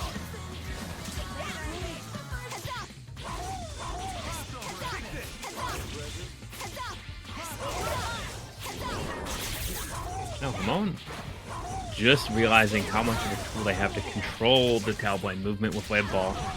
Got a lot of good starting hits, built a lot of bar, and now Isicera, because of the awkwardness of Talbain, struggling to take back the momentum that was lost here. Dragon Cannon, the hit into Beam. Hamon just not at all worried about this, going straight into install, not able to save himself. Isicera goes through the entire meter to just work her way into this damage range. Very much a situation of trying to get life back on Talbain and fight the cards she's been dealt, but Rashid sneaks through. Just enough damage. And now it's all up to this next touch. Legacy trigger brings the speed, but players still sitting on that X Factor. And an amazing connect. Dark Force. They're bringing out all the stops here. Hamon just so nimble, in control of their character. Gets the pick up off the drive rush. But again, these talent attacks. Playing ultimate spoiler to anything Talbain has. The last of Rashid, still not enough there. But oh, Hamon overcommits, but doesn't have to worry. They have X Factor. Now next connection, easily going to be the end. Golem speed, anything. Ooh, Talon lost. Talon lost twice. Oh, pivotal drop. Talbain's normal still a little off. And Hamon holds it to go for another one. Go for broke. Fight. First attack. Advancing guard. Nice Serum. I think really starting to get a decent download.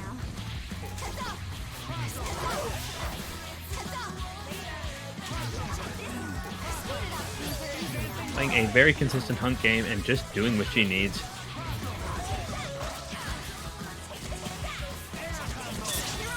Okay, connected on. I'm gonna spend the bar. Just let the bank go here to kill this character. Install. Back in. Realizing that still wasn't the course for the kill. That was a nice adjustment. Put the team back together, and Isicera are going to release the Dark Force. That was a great adjust.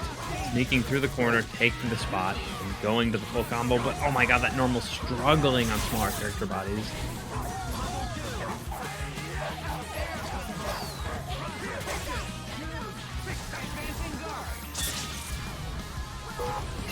Dragon Cannon, Grenade, gonna catch all angles there if they tried to attack. Isicera getting out for free here. Gonna restart the HUNK zone.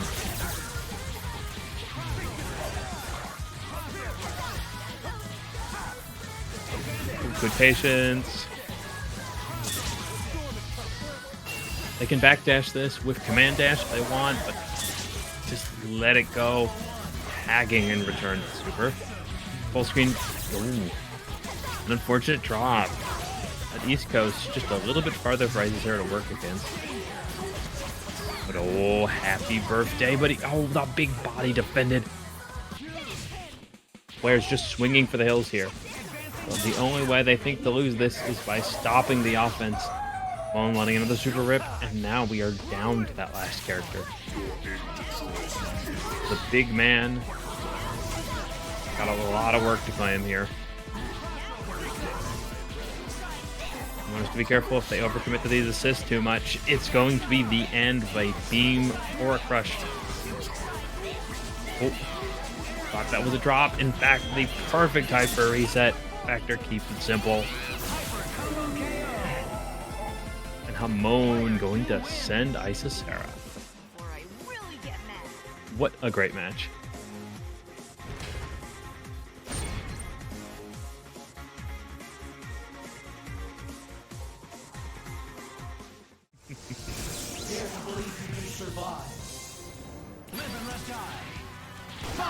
Yeah, Xeno on the right. I mean, I feel like they've definitely played Ken a little, but I do not know if they have a Carnage.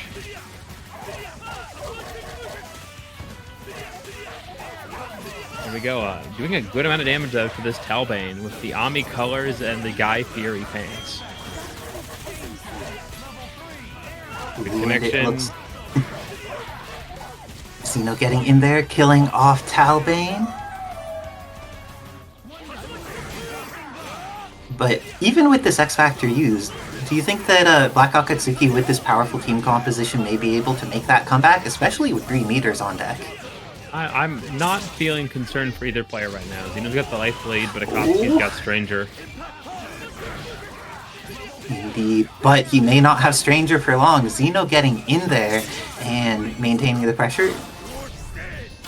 BHC on deck is going to be able to catch one character and get entirely through the Shinryuken. I believe that has some projectile properties. I'm not actually 100% sure on that, but that was very fortunate for BLACKxAKATSUKI's Bison there.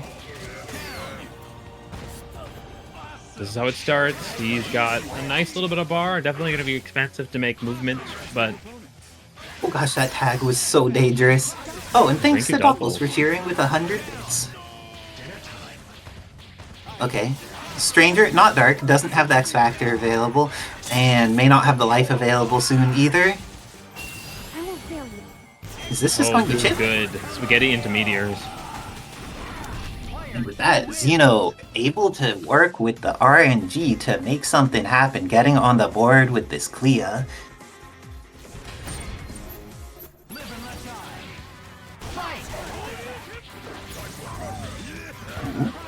Went for it, but gets thrown out of the Beast Cannon. And now this is looking pretty favorable for Xeno, but extra opportunity here. Wow, I'm amazed that I'm confused Ken about didn't get that, hit too. by any of that. That, was this something? Oh, using the Razor Climb? Climb laser. Climb Razor, yeah. Oh, spaghetti. Oh, didn't quite get there in time to punish, but is in a position where, oh, couldn't quite get the hit they needed. This is still looking very possible for either player, but BLACKxAKATSUKI definitely has that meter advantage. But great cross under by Xeno, gets to the other side and is going to be able to kill off this Talbain. Great work. Oh, not a great start for the Stranger here. He is so susceptible to this next sequence. But that drop, we do not want those. Indeed, and with that, BLACKxAKATSUKI already up to maximum meter, but that was a little too high for Stranger to confirm.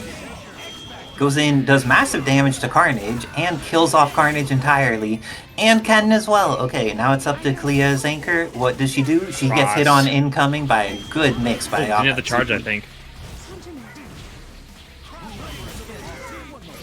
Hits with the double reverse, but doesn't get the confirm off of it.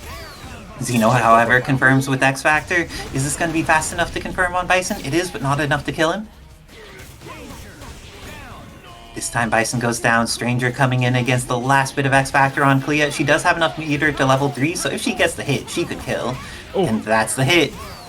I think she may need to do a slightly more combo, but this is going to leave Stranger at 0 pixels. No slightly more combo needed. That's 2. Xeno's persistence is paying off here. Xeno looking so strong through the RNG. BLACKxAKATSUKI looks like they're taking a moment to choose another character. And let's see what path they end up going for trying to get through to winners finals, where in order to... Oh, the evil Ryu's coming out. Saw Ken and decided Shotos are good, but what if I added some darkness to it?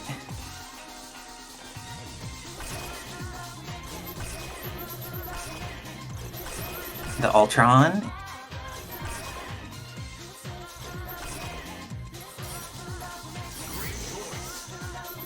Then in the back, Bison for that powerful assist. Let's see how this ends up working with the adjustment. Xeno's just been winning, getting some like good fundamental hits, doing well in scrambles, dashing at good times. But BLACKxAKATSUKI here gets their evil Ryu caught and snapped. I don't know how I feel about getting evil Ryu out of there, but it looks like Xeno has something resembling a plan. Gets the hit, but Ultron comes down and hits harder. Ken already losing more life. This is looking scary for Xeno. There's going to be plenty of meter on death, but BLACKxAKATSUKI dropping the combo at an integral moment. The air dash down. Xeno is so effective with these teams getting in there, but BLACKxAKATSUKI catches Ken and then throws out the ball to try and remain safe.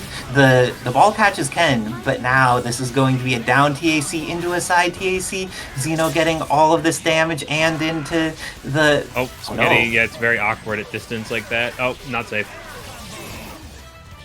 This time, BLACKxAKATSUKI ready for the TAC and gets the hit to punish that attempt. And now it's up to Clea, but we saw last time, Clea did plenty of work. Is she going to be able to take out the two remaining characters of BLACKxAKATSUKI's team? Oh my god, Bulldog and Mash, Xeno winning that exchange. Okay, she's teleporting around. Oh, she is so fast. This isn't even with the blue install on. Oh no, Bison. Summoning Bison there was very scary. Meteors didn't end up catching either character, and now Xeno out of X Factor, but gets a throw. This could definitely go either way, depending on who wins in footsies. There's not that much life to deal with Chip left on BLACKxAKATSUKI's side, and now it's down to just Bison versus Clea. Clea has a substantial meter advantage. She's coming in with those air dashes. Ooh, top of the meter, but couldn't be put on the road. Oh my god, behind him. And with that, Xeno going with the 3-0 over BLACKxAKATSUKI, even with the team shift. Xeno just on... Is RNG actually the way Xeno's gonna win the tournament?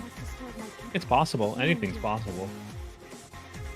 And with that, Xeno moving on to winners finals with his RNG teams. The power of Xeno is amazing, but BLACKxAKATSUKI, I'm sure that they'll make that run through the lower side of the bracket and be able to get back in there, maybe get back to grand finals. Situation where Ed's been going through the new characters added and modded, with the Sion being the most recent iteration. Has been sent into the lower side of the bracket, but is still a very terrifying threat and gets that hit on Cammy, gets the knockdown, but doesn't have the confirm afterwards. Cammy with that far-reaching jump H, just catching Onslaught. Like, looks like CanCola is getting the hits here. Do you think Yun's even going to survive? Oh, he 100% survives.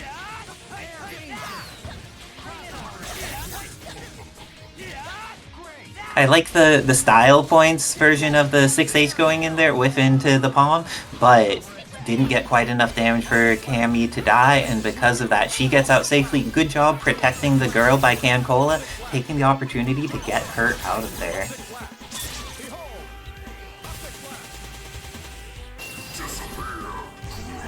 And with that, hits the DHC. Gets close enough in order to get the bounce, but not close enough to get the preferred confirm off of it. And now just pressuring the Sherry in the corner successfully. Cammy coming in and losing a little bit of red life. Great throw by CanCola. Recognize that if they get to the ground, that cancels all their block stun. Immediate throw. And the air throw ready there as well. Thanos is one of the characters who can kill here. He has X Factor and 4 meters against Onslaught. No. Ed, X Factor now. Thanos is a healthy man. Ed may just be more confident in his Onslaught combos. True. Very, very consistent stuff here. But X Factor's available. CanCola now has the chance to get in there. Mega Optic Blast, does it frame trap? It does, and Edsadiet going to get the first game on the board against CanCola. There's the dive kick into the pickup here. But assist helping out that consistency.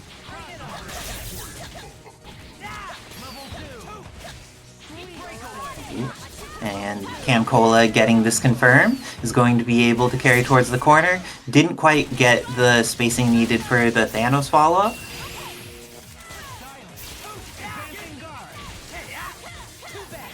Ooh, and getting in there. Great jump over into the dive kick. Doesn't quite have a confirm on deck for it yet, but is doing plenty well. CanCola getting those hits on Onslaught, but their Sherry is at risk because of it, and now they are going to potentially lose the character. No, she's alive. But the pressure from these dive kicks has just been very effective by Edsadiet, making sure to counter hit at smart times, getting hits, and then killing off characters. Even though his combo damage hasn't been consistent, he has been just doing excellent in the footsie side of like choosing when to come down at what angles in relation to both pressuring and also avoiding the hitboxes CanCola is putting out there. Oh. And went in, used the palm assist to back up that standing heavy. Gonna get caught out of this, and that means, oh no, CanCola didn't quite have the confirm on deck, and now Onslaught lives and Cammy dies. Teleport on deck. This is looking like the end of Thanos potentially, building up a bunch of meter. I don't know what Yun's ideal confirm is here. Let's see, Ganagin into... didn't quite get forward fast enough. I think if you have the opponent cornered, that probably works more. And the loop.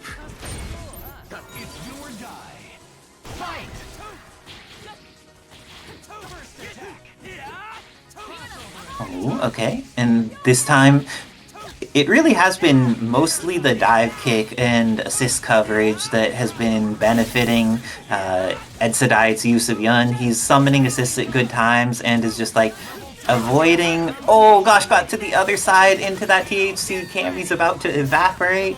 But Sherry comes in, and this time she has the opportunity to get out of the corner. No, she does not. You can still corner so easily if there's very carefully angled dive kick options. Dang, Ed is just making continuous correct decisions in neutral with this character. Ganagin? Doing the palms. But then CanCola ready for the drop, has the throw on deck, going to shoot up Yun, and then when DHC decides to use X Factor here, and the wall bounce has set hit stun, and the Tyrant's Decree going to just destroy that Yun life bar.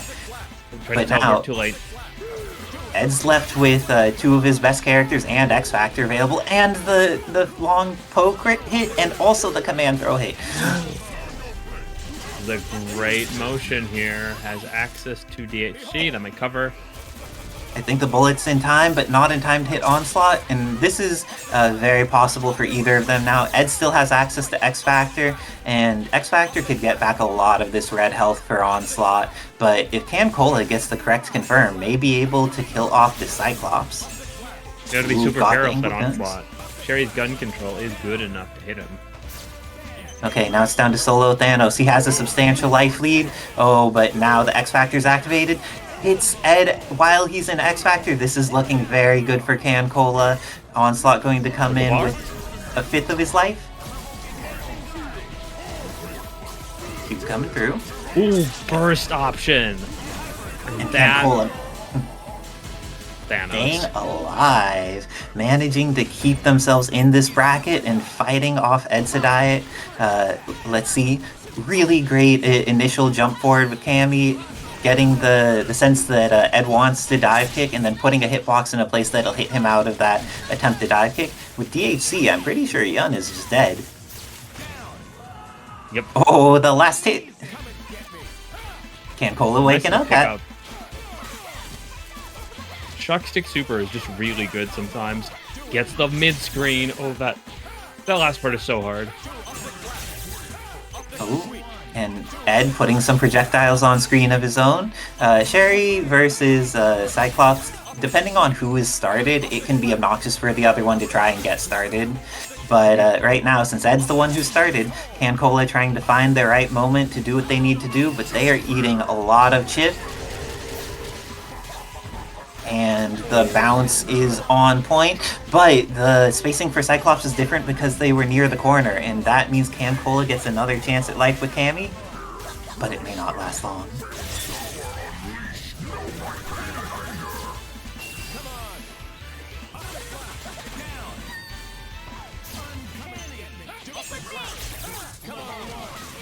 Oh, and Nice great challenge. job being ready for that, but doesn't get the confirm that they need. And because of that, Ed gets the kill. Anchor Thanos, we have seen CanCola do some work with tonight, but it doesn't work against that standing heavy from Cyclops. Has too good, too fast of an anti-air hitbox for CanCola to be able to confirm there.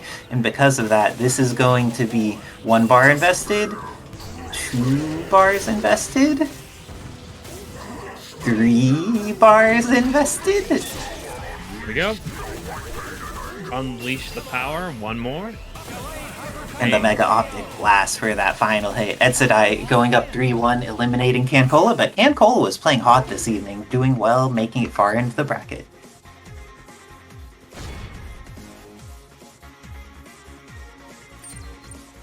Yeah, it is amazing that Edsadiet's combos are consistent on, like, Leon kind of slaughters Monster Hunter. How do you feel about this this interaction? Yeah, I think it doesn't hurt anything that Dobby's also really familiar Oh gosh, Psylocke! with both characters, but I'm not sure his practice is going to make up for the fact that I think Young Legends really honed in by bringing this character in against him.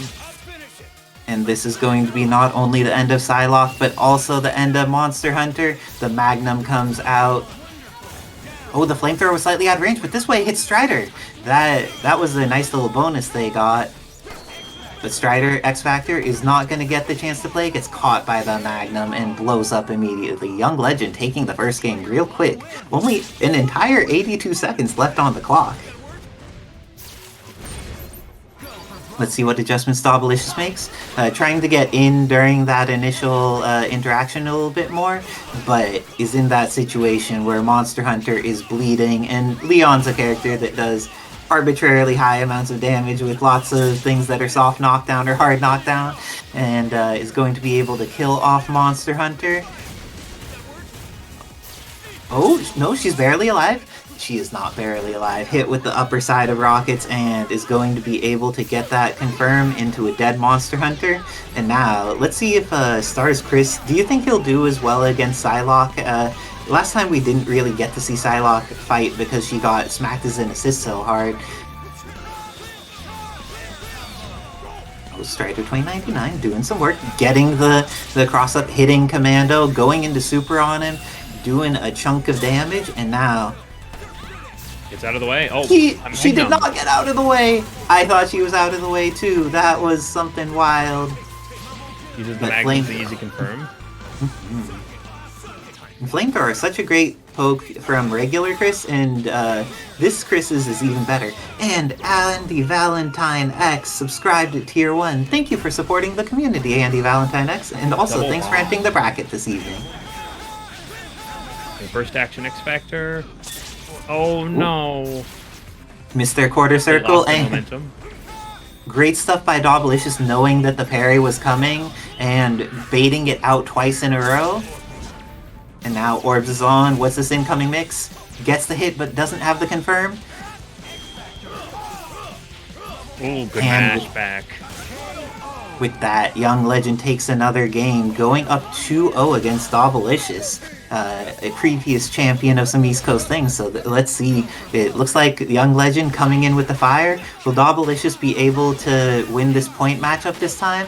There's been a lot of challenges in fighting this Leon, and those kicks confirming from so high up has been one of the problems, where even when Dobby's approaching in the air, they're getting full confirmed on into death.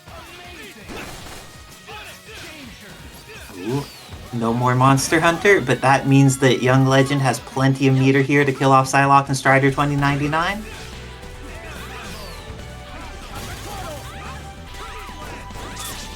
Ooh. Ends up going into... Oh my neither God, of those super- work. Such a disappointment. Yeah, neither of the grenade launchers, I guess, work quite in that situation. And now activating orbs. Let's see, Captain Commando getting a little bit cooked, but Strider dies after some great blocking by Young Legend and has enough time to make sure that the assist comes through. Good stuff. Maybe not actually die though. Oh no, he has already had in Magnum mode, I think? Or why? Oh, just getting the kill here. What's your faith in Psylocke with 4 meters and X Factor? Like, these characters have some health on them, so I feel like she needs to be pretty fast in her kills, and that's exactly how you start it. Kill off Leon immediately, have 70% of your X Factor, and you're in ninjutsu. Oh, that's definitely making the most of use here. Oh, you could try to block that, but I'm not sure what would happen. You're gonna get all that bar back, too. Okay, Chris is done. Will she be able to get this kill on Captain Commando? Gets the initial hit while she's still in X Factor, which means she gets a count confirm. It's fine, though. This is pretty equal on health for each character. Oh. And great confirm off of the Captain Fire, and it looks like Young Legend taking it over Dobbilicious 3-0. Great. Oh, Inkla, if you're trying to find Magneto, I think that you need a compass because they are controlled by magnetism, and if your compass starts acting wild, you know you found a Magneto. Hope that helps. Oh, but BLACKxAKATSUKI getting this initial hit. This is looking like it may be the end of Yun. Does meterless kill 988k. That was pretty great. BLACKxAKATSUKI obviously getting some of that optimization in there. Now Invest the X Factor is going to have all the meter they need in order to be able to get this for a single bar. And with that, it's all up to Anchor Onslaught against a full team that is entirely untouched and gets the hit.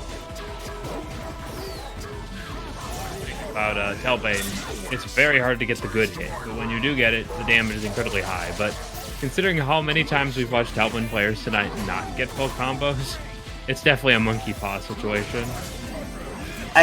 I think that in low MS, confirming the Talbain things is much easier, but in high MS, you can't delay your launch, and if you don't delay your launch, it's very easy for bad things to happen. Oh, got the hit with the Beast Cannon, but no DHC. DHC's into the knee press nightmare and gets the kill. BLACKxAKATSUKI taking that first game after some brilliant work with a Talbain combo that killed without spending any resources, because this character is terrifying right now. Still, make no assumptions off of that first connection for Talbain. Not really the only one he gets tonight. We'll see, but it looks like things are going pretty favorably for BLACKxAKATSUKI, but Ed doing some good defensive Gene Splice summons. The pressure in the corner from BLACKxAKATSUKI here has been getting chip damage, because even if you block, you are still taking the damage from the Beast Cannon chip. And Ed taking his hit here, probably not going to be able to get the kill. And with that, BLACKxAKATSUKI getting in there with their Talbain and tacking into S.T.A.R.S Jill, but a little too late. This is gonna be the beam, and no X Factor used. This is going to catch Onslaught, and decides to leave her in. The guns are not fast enough, and Shockwave is able to clear it while taking the meter. This is looking scary, but great use of the Psycho Crusher. Immediate X Factor by BLACKxAKATSUKI, making it work out. This is looking like it may be the end of Onslaught for just a single meter. No. Traded not the way he wanted. Now Ed has Onslaught alive in the back and has Cyclops 2 meters and X Factor. May not have the Cyclops part of that, so it's looking like BLACKxAKATSUKI investing the resources, getting the kill on Cyclops, now leaving it all up to Onslaught, and needs to deal with this Talbain mix on incoming. Yep, that weird body height will sometimes cause those to drop. Okay. BLACKxAKATSUKI getting around. This is going to be BLACKxAKATSUKI going up a swift 2-0 against Edsadiet. Their Talbain looking pretty polished.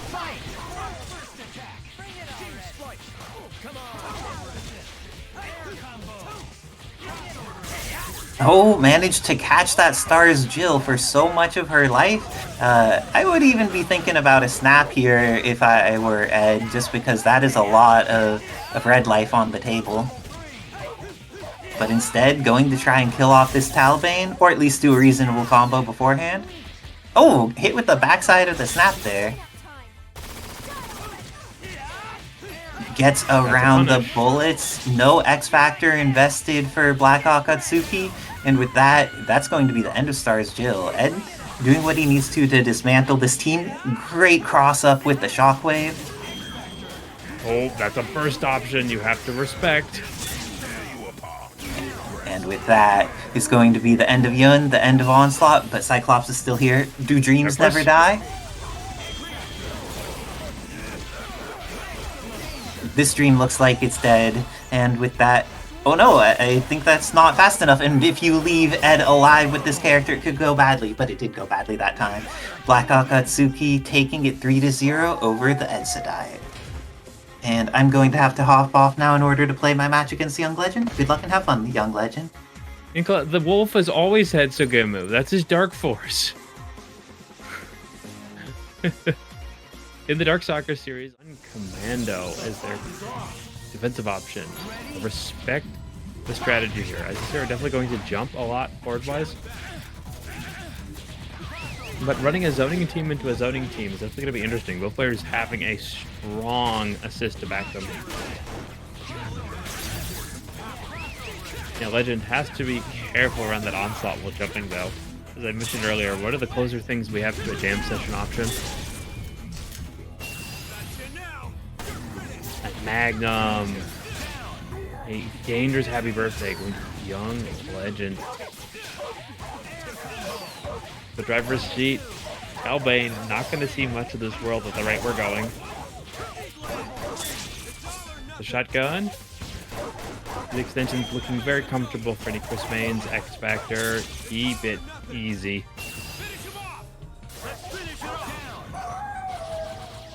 Slightly concerned about that height adjustment, using the DHG to repossess the space they needed, but Onslaught, a viable anchor if he doesn't get thrown. Oh, that launch not successful. Isicera has got a chance, and this character definitely has done it before, but oh, no respect.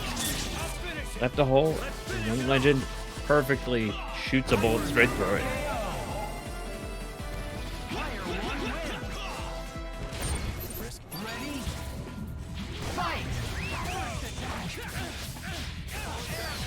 Good connection onto Leon here. Sarah needs to stay in the driver's seat. What we saw is that both players running this keep away team means that anything happy birthdays, there are a lot of situations that will very quickly put you out and very hard to reclaim those kills.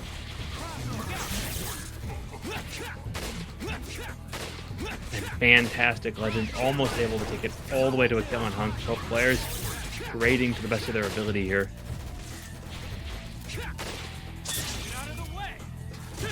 The big factor, as you can see, is air control. Isicera actually going to use that maneuvering gunshot here, but Dragon Cannon wants the trade, going to blow straight through the Magnum shot. In the case of spending resources, there are a lot of options, timings. Isicera just not worried about the kill problem, just wants to stop anything. Using Beast Cannon with the assist. Just able to play a defense to offense little game. Or it was looking a little tricky last time. Isicera now in a much more strong defense position. Dark Force not going to work out though. Legend just looking to get the most they can. Pretty hard to kill with an X Factor in that situation, specifically in the late sequence.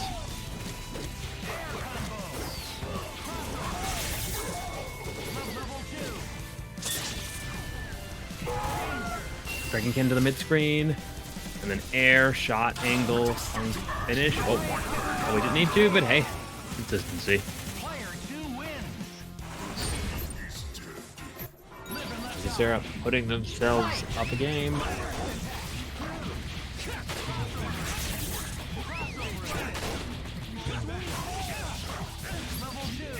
Confirm.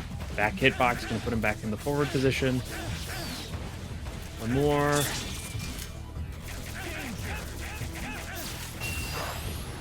THT, finish him off.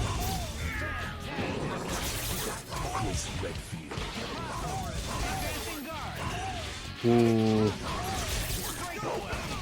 Sarah being patient, going to mash from the throw, has to respect the options from Chris. Last time that got them into trouble, specifically at the Magnum, but thank you, Hunk, not making that go badly until it inevitably.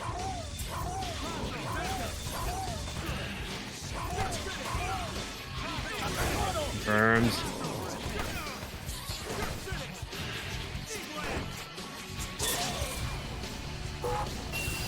Dragon Cannon, bringing up the grenade.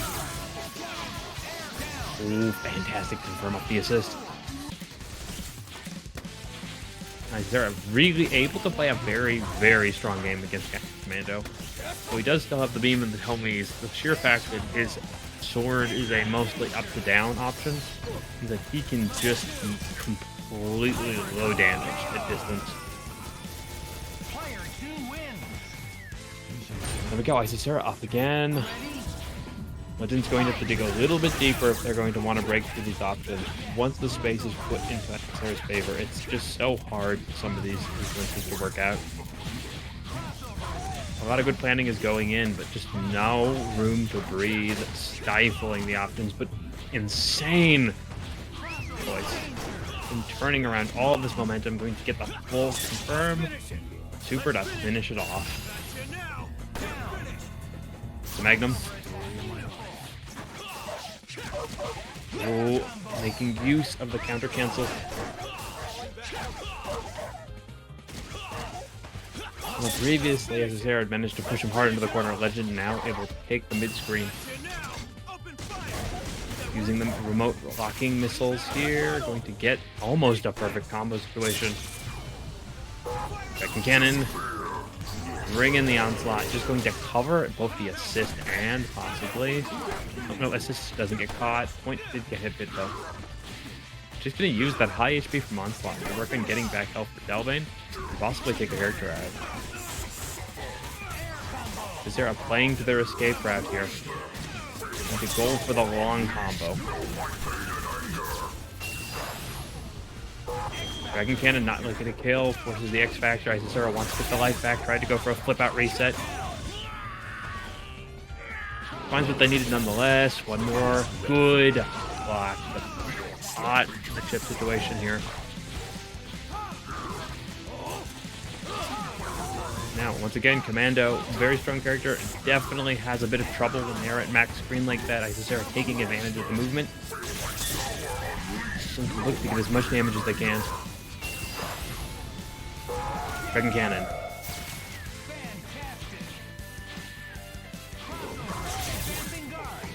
Now, just needs to be slow like this. Sword, much more of a threat against Talbain just because of the movement he has to use to get in. Isicera just playing as careful and cautious as they can. Still gets caught though. Talbain likely a sacrifice just, but oh, almost perfect use of the call out.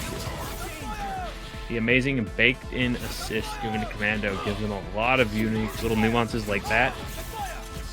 And now that enhanced Captain Fire enough, Legend stays alive. What great play.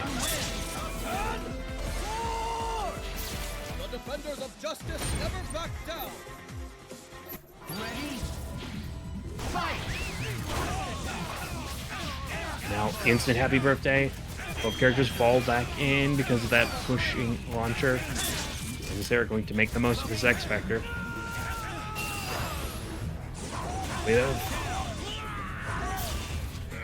He's already onto the Captain Commando. We just saw this character last screen, and now Isicera gets a great start. Has an X Factor to boost.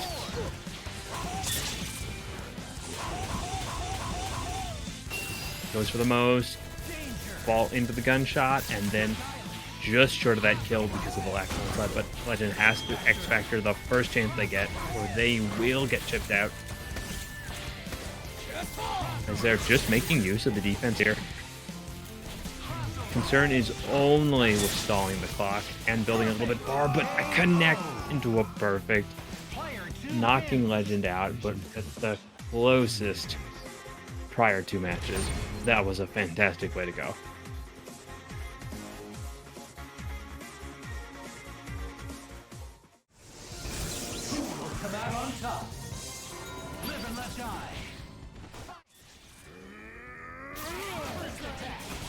Now, immediately out, actually going to put in the Expel Force assist. Very difficult to snap this character. The fact that he has armor no matter what on the income means Hamon definitely had to wait it out. Now he snaps another character, just trying to take apart the team one piece at a time. I guess the assist was the real concern. Didn't even care about the kill here, but oh, Xeno. One thing he's good at mashing, it's that throw. And that reset was on point too. Realized that he didn't have the kill quite on deck, and because of that is going to get this full opportunity to potentially kill Laura. But she gets out. Oh no, Charlie has an install. He could have gotten out safely, but the flash kicks. Do you think he was going for a frame trap there? I know Xeno's good with that type of thinking, going for the letting someone think they could punish and then punishing the punish attempt.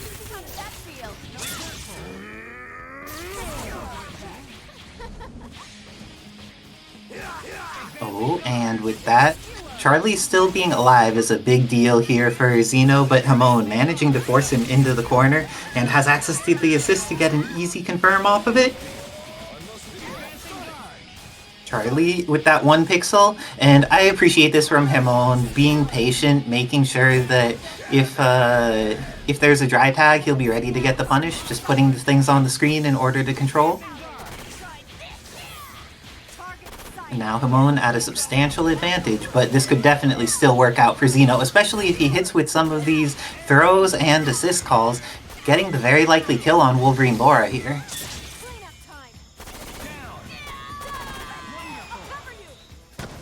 Right. Equal on characters, not so equal on bar. Let's see if Hamon can't use it as his advantage. Oh, and great catch there by Xeno, but didn't quite get it, and this time gets it in. This is looking like it'll be the end of Shadow Lady. Depending on which combo Xeno does, it could be a single bar. Oh, baited the tag, but then got them right with an assist. And with that, Xeno looking like RNG is actually his team that he performs the best with. And with that, there's also only 17 seconds left on the Marvel clock. How do you feel about how to approach this from both sides, Wizard Tim? Hamon has a great DHC and just can fish for those full release supers. So I would just not sit on 4 bars doing nothing like this. And catches both characters and goes into the immediate super to kill off Shadow Lady. Xeno RNG is his best team. I don't get it, but it's true. He has performed so well against all of these different players with it, and it seems that is the tech. But Hamon going to make an adjustment here. Maybe the Spider-Gwen coming out with a little Wolverine lore or something.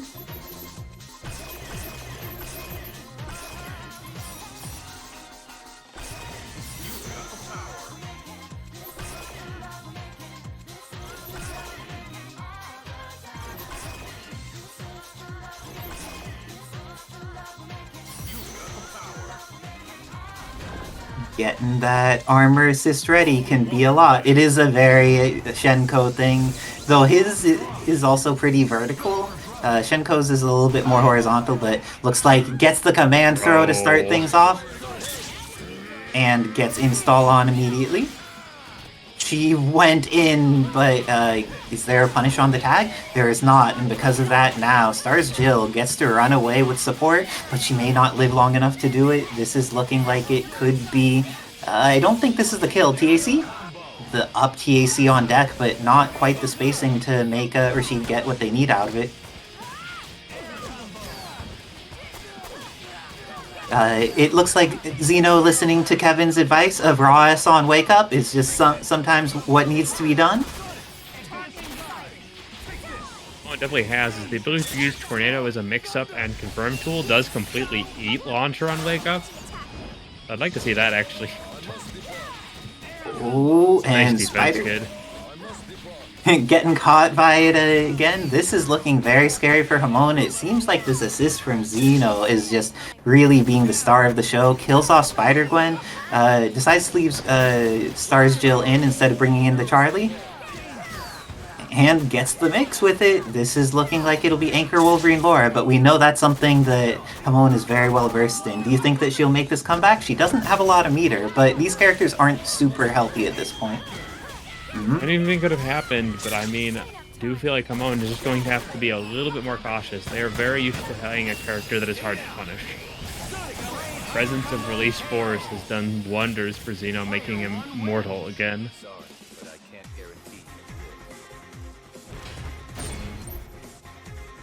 Okay, it looks like the 2-0 for Xeno, trying to send Hamon into the lower side of the bracket, gets the install activated, and tags, but the tag again doesn't get a full punish for Hamon. Very challenging to make that work, but now this is the state Xeno wanted to be in, has a point character, is even calling the assist full screen, but sometimes you feel like you need to against Spider-Gwen because her hitboxes get very far, very fast.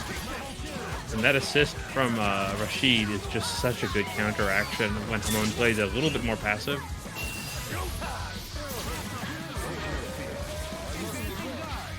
And good block by Hamon. Build that space, put up those balls.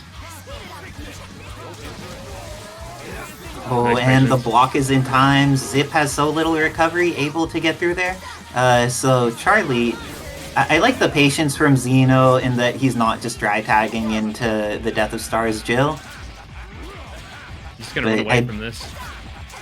And with that, no meter for Xeno to get another install on until someone gets hit, and it's going to be Spider-Gwen! Goes into the super, doesn't kill her, but leaves her bleeding pretty bad and hits with the command throw. Doesn't get the follow-up, but does get the hit on Laura. Immediately going to shift from the defense game to the offense game. Hamon going to decide this is the time where they can really open up the throttle of their playstyle.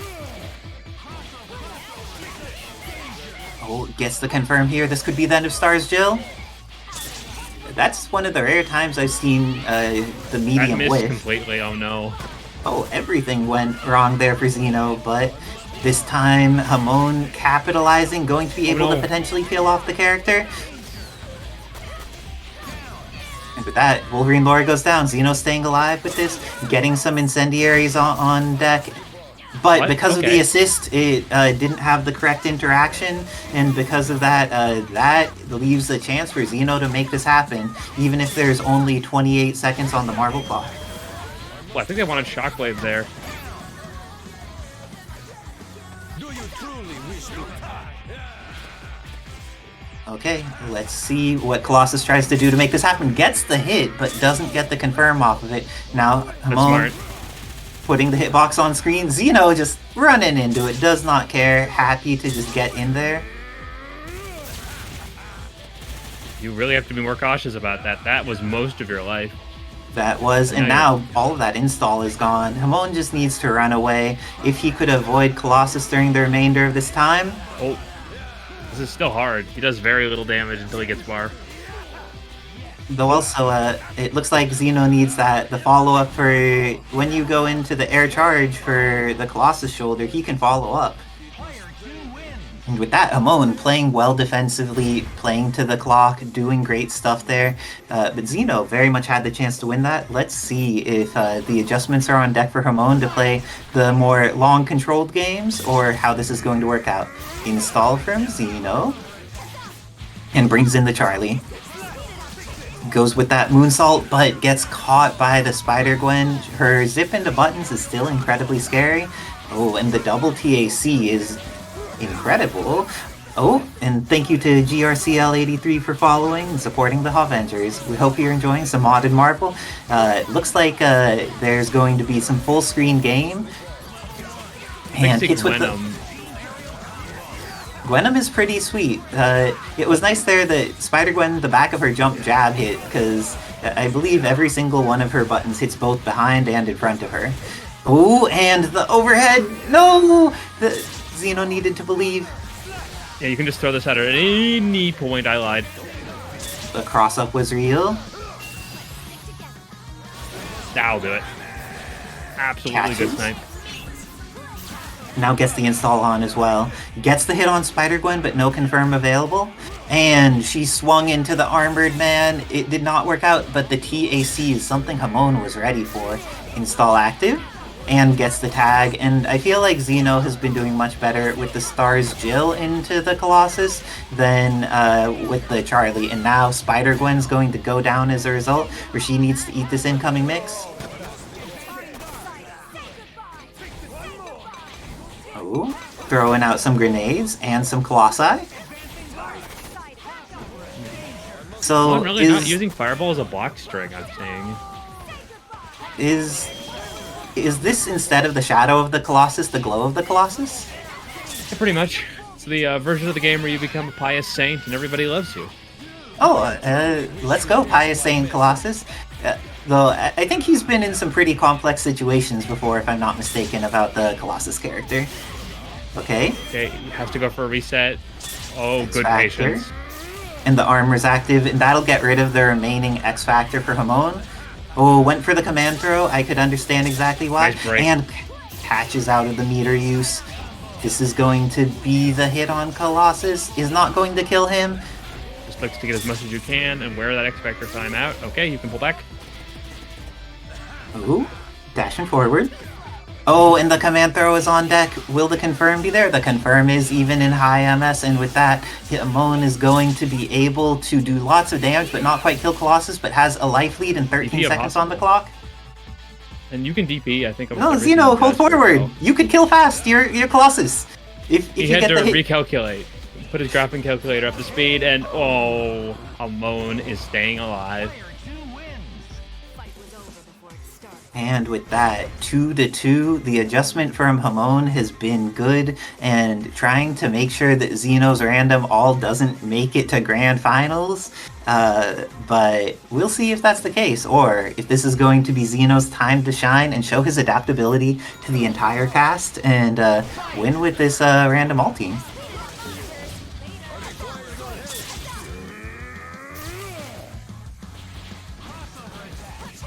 Oh, the dry tag this time was punished, and Jill comes in and gets the immediate hit. That was a tragedy for Hamon. This is very possible for Xeno to make something scary out of. Hits the up TAC into another up TAC. Wow, I perfectly couldn't- timed. Very much looked like she was inside the sphere, but I guess the sphere lost its hitbox by then. And Charlie, I don't believe, dies to this. I think he's knocked down, but then gets to roll and summon Colossus for a mix. Oh, the slash kick didn't quite confirm, and now Charlie's within chip range. This is looking scary, but Xeno fighting with that life bar. Xeno's been really good with playing this random all. He has not been dry tagging at risky positions to get characters out. And because of that, he's just been in such a favorable position to win the game. Incendiary messes it up, but Colossus solves it. The funny thing is that against a character with life as low as Rashid, even if he blocks it, that assist is doing some work to him. Catches Spider-Gwen, not enough to kill her, but every single one of Hamon's characters is bleeding something fierce. Yeah, the web ball is the position he wants to use. Just get as much damage as he can in safe positions and work his meter up. Oh, happy birthday! Gets the down TAC, tries to get the S from the opposite side, but now S.T.A.R.S Jill losing the majority of her life. Things are looking much better for Hamon after that exchange. Just wants to keep it slow. Still has a lot of life to get back on those other characters. Good answer. And with that, Anchor Colossus versus a team of 3. Because team of 2? Team of 2? Indeed. Wait, that's a punish, though. He's got a very long hang time on his lunter. Okay. Xeno is at slight life disadvantage. Both of them have X Factor. Gets the throw, but doesn't have a confirm off of it. Going to activate armor. Let's see, does he manage to make something happen with it? Just wanted to eat the time in a way that couldn't be played against. I respect that. Has the extension, and this looks like it's death. Even out of the armor, this is going to do the job. Hamon takes it 3-2, sending Xeno into the lower side of the bracket. And I'm going to have to hop off in order to play my match against BLACKxAKATSUKI. Good luck and have fun, BLACKxAKATSUKI. It's coming into Akatsuki. They've had a couple different teams.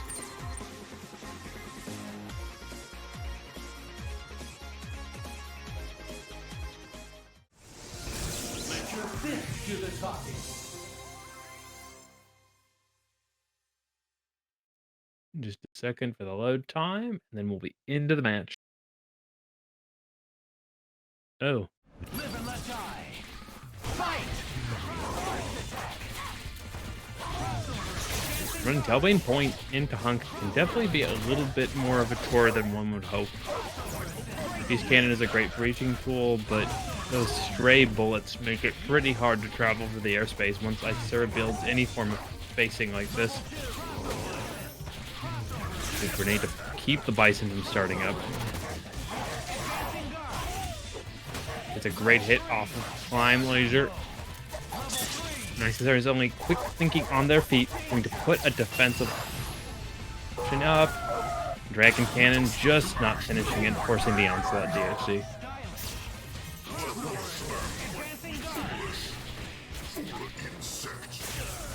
Good throw here. Has the high starter, gonna be a little harder on the Bison there. Back it. Okay, Akatsuki themselves also forced to spend quite a bit on that DHC, but still had a lot of bar on deck. Making good use of this X Factor, going to get as close as they can to killing the Onslaught, even if they've spent all of it. Gets away with one bar, just short of that DHC limit. Now it is looking much like it's all them. Great start for Bison, is going to take a kill on low HP HUNK. And it's all up to the Wolf. Sarah, find the connection they are looking for, or there's just going to be a lot of sputter and not many connections. Almost taking out the Bison here. X Factor just taking it down. Ooh, connection.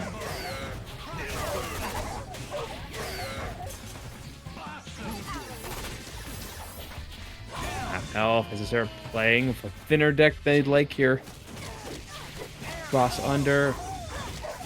Only able to get a little bit after the diagonal, and this will be S.T.A.R.S Jill level 2. Putting one up for Akatsuki. Player 2 wins. Live and let die. Fight! The throw picked up, avoids the assist with just enough time. And now Isicera going to make use of that assist to pull back and just set up that set play. Heavily using the grenade because Talbain, for as much mobility as he has to hit the ground at some point. And Isicera just plays that as their win con. Dragon Cannon going to do a good chunk to Talbain. Oh, just short of death. Nice connect. X Factor for consistency. This is likely to be 2 dead characters before you can blink. Okay, looking for answers. And Onslaught with X Factor do what they need to here.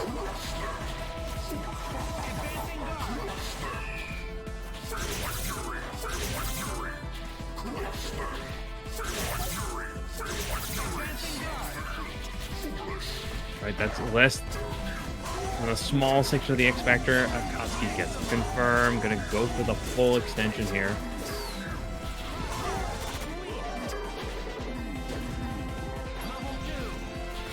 One more, yeah. Onslaught lands really weird, so Akatsuki unable to get the kill here. But Isicera definitely needs to find an answer to all of this offense. And time is definitely running out.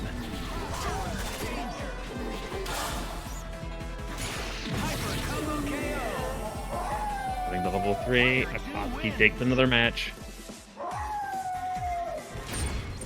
Live and let die. Fight!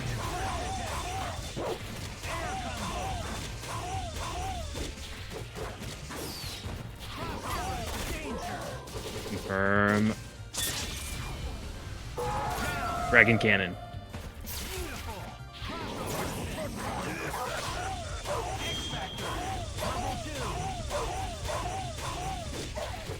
Fantastic connection. Oh, fortunate drop.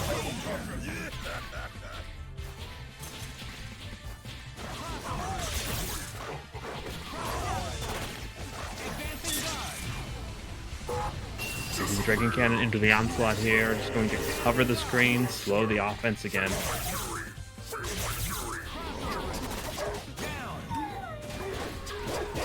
And oof, a loss so quickly means Isicera now put to teeth. Does Akatsuki have what he needs to kill here? Or is Isicera going to just slip out with enough time to go into X Factor? Lane hit. So dang meaty. He swings for the head, strikes for the limbs. Going to have the easy air finisher, I think, here. Oh, no, he doesn't.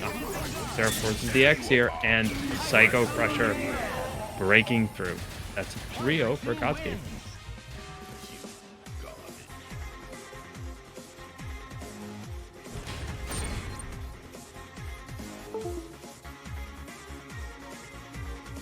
Which means we have determined.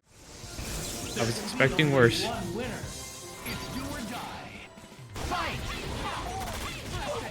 Actually, in reality, Monster Hunter really does like having a lot of coverage and definitely struggles at times with the anti-air game. So, while not the highest level of synergy, you can definitely make use of the situation presented. The question is, how much of the combos does he know? Not enough. Oh, but I'll punish nonetheless. You did not want to bring Jill in here. And super, no more. The armor, overcommitment twice now from Akatsuki.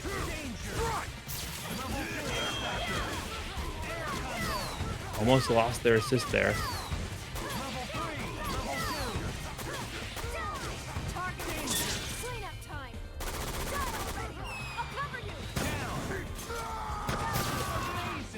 Now, short of X Factor, but just going to rely on the Talbain to pick up here. Do they have a variation for this? Just short.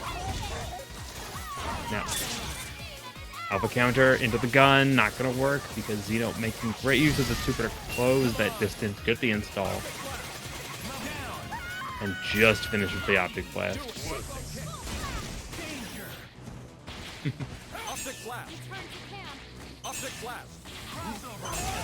Optic sweep. The throw, gonna get a little bit of damage here. Both players pretty equal on the life total, but noticeable for Xeno having X Factor here. That said, how confident are they in an X Factor Monster Hunter, I do wonder. One more. Just short for damage here. So what's the mix-up opportunity going to be? I would really like to see Xeno just let the X Factor go. No, they're gonna try the Anchor Monster Hunter. It looks like this is going the way I think it's going to go. Indeed, instant X Factor rip. You'll notice very quickly she gets almost no speed bonus in X Factor. It's all the massive damage enhancement. But hey, it's working out. Wait, level 3.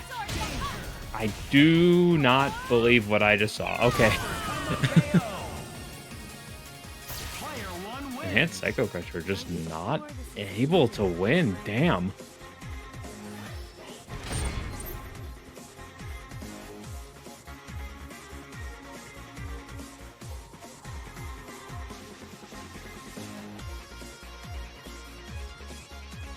And with that, Xeno looking strong in the first game, but BLACKxAKATSUKI coming in, patient, not mashing here.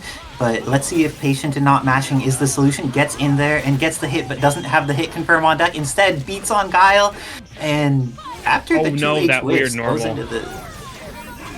But he turned it into a mix. Great stuff by BLACKxAKATSUKI. If you drop something and you know how to make it into a frame advantage situation where you have a hitbox that they're going to tech into on an ambiguous left-right, do that. Don't just pretend your combo's hitting because you would like your combo to hit. Adjust to the situation. Great stuff by BLACKxAKATSUKI.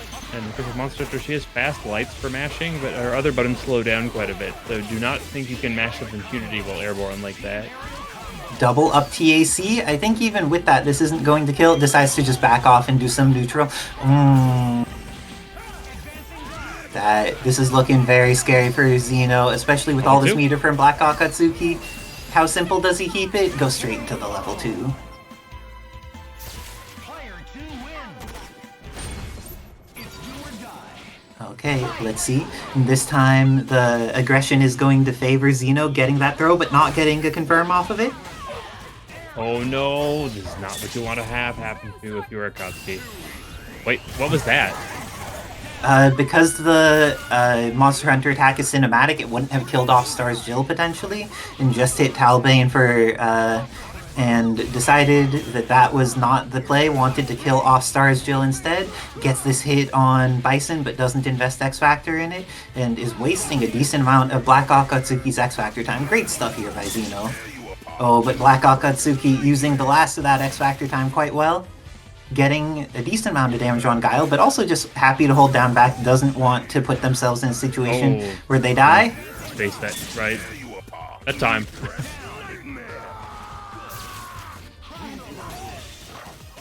Oh, and with that, BLACKxAKATSUKI hitting the mix, but not having the confirm on death. This is looking... Oh, this is one of the situations where you could just hit her.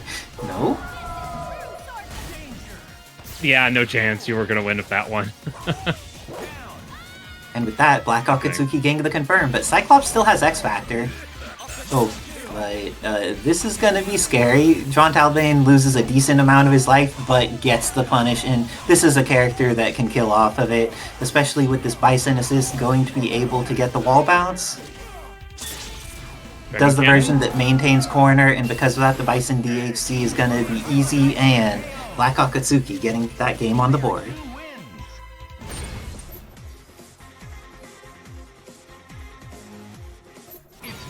Okay, and now, taking a moment to think, Xeno is going to be able to get hit at the beginning here. That was a lot of bullets early in the combo, which means it's going to scale. And because of that, BLACKxAKATSUKI goes for the immediate reset, is going to just go into some Beast Cannon loops here, and has assist still, so should be able to build tons of meter while doing decent amount of damage using the bounce, and goes into the super. This time, Xeno blocks the cross under. It has been getting dividends for BLACKxAKATSUKI, but this time Xeno just too ready for it. Yes, boom? And the cross under this time by Guile. Xeno, not a person who just holds down back, uses the fact that Guile can scoot to get some jobs done, kills off John Talbain, and now it's a pretty even match life-wise and character-wise, but BLACKxAKATSUKI has additional meter that Xeno does not.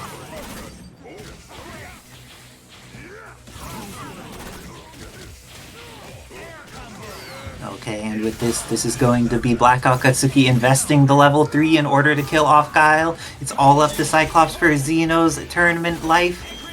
Mega Optic Blast gets the X Factor, and BLACKxAKATSUKI ready, instantly goes in with that Psycho Crusher, going to be able to kill, and the final Psycho Crusher for all the damage, a 3-1 over Xeno. Congratulations to Xeno taking top 3 with his random team, doing better than most people playing their mains. Well, BLACKxAKATSUKI moves on to Grand Finals where they will fight Hamon. Let's see how they both end up approaching this, because I believe in the winner's side of the bracket...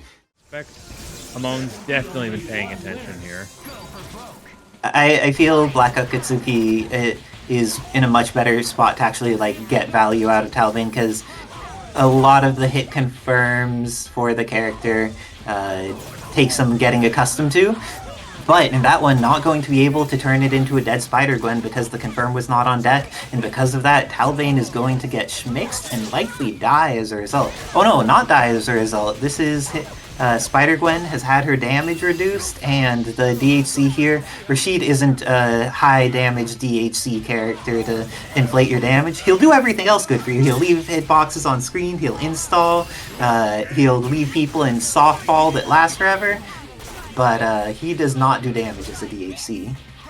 He takes damage as an assist though, with lots of red life here, but Hamon just doing those dives, consistently getting the hits where they need to, and because of that, Bison is going to get TAC'd on, and Spider-Gwen gets the opportunity to get the super on him. Do you think we'll see a DHC into Laura? Yep, we're going to want to get that rolling reset you can get off of that. And with that, the down TAC, BLACKxAKATSUKI has TACs on deck too, going to get the wall bounce. Oh, did not get the wall bounce! Apparently did not mash enough for the internet to read all of their inputs there, because that can be rough. Oh, and going into the Gwenem Rush, it is a great frame trap. Hamon out a meter now, but at a substantial advantage with both Life and X Factor. Oh, but BLACKxAKATSUKI getting the confirm. This is going to be the end of Spider-Gwen meterless, most likely. Oh, looking good, but Hamon, very solid player, is going to get caught immediately. A tragedy for Hamon's Wolverine Laura, but Dark Rashid, damage is not his strong suit, but he has good neutral, and all of these characters are bleeding to some degree. Dragon Cannon looks for a punish here. They're going to hit the nav recovery nowhere near enough. And the confirm with Bison here has plenty of meter on deck, but goes for the up TAC. I would not be surprised if BLACKxAKATSUKI found a TAC Infinite with Talbain, just knowing how they approach this game, but it looks like we won't find out because instead Bison's going to be the one clearing this up, has all the meter they need, and goes for the level 3, and with that, BLACKxAKATSUKI gets on the board against River Hamon.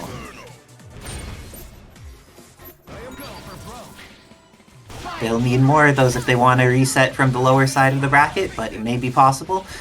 Looks like we're getting some whirlwinds on deck. Oh, BLACKxAKATSUKI did not get the confirm off of the cross-up, but now is going to kill off Rashid because that starter leads to all the damage. Has wall bounce still available. And goes into Super 1. Needs to DHC for the kill, but it's worth it. Wizard Tim, are you with me on just spend the bar to get the kill? Yeah. Specifically of Hamon's team, as we've seen, his damage output without X Factor definitely on the middle, not high. So if you can take leads in life, you can get pretty far against him, just bailing out the rest of the match. And great use of the jump M by BLACKxAKATSUKI there to clear that out. Now it's up to Anchor Laura, and she gets caught, BLACKxAKATSUKI using the X Factor, but gets betrayed by Talbain's normals. They're good in so many ways, but hitting above him is not the one.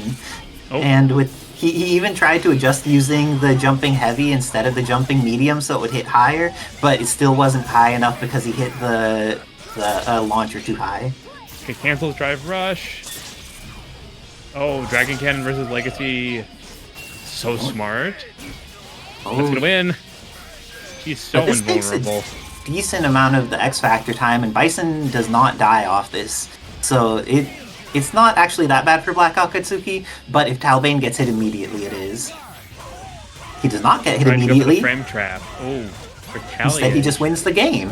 And with that, BLACKxAKATSUKI going to go up to go up 2-0, and he's invulnerable still. Okay, it feels like some old evil Ryu life where it's just like, oh, your level 3 just goes invulnerable all the way through. I did not realize that about Talbain. Okay, so BLACKxAKATSUKI looking real solid. Oh, slightly faster? Okay. Okay.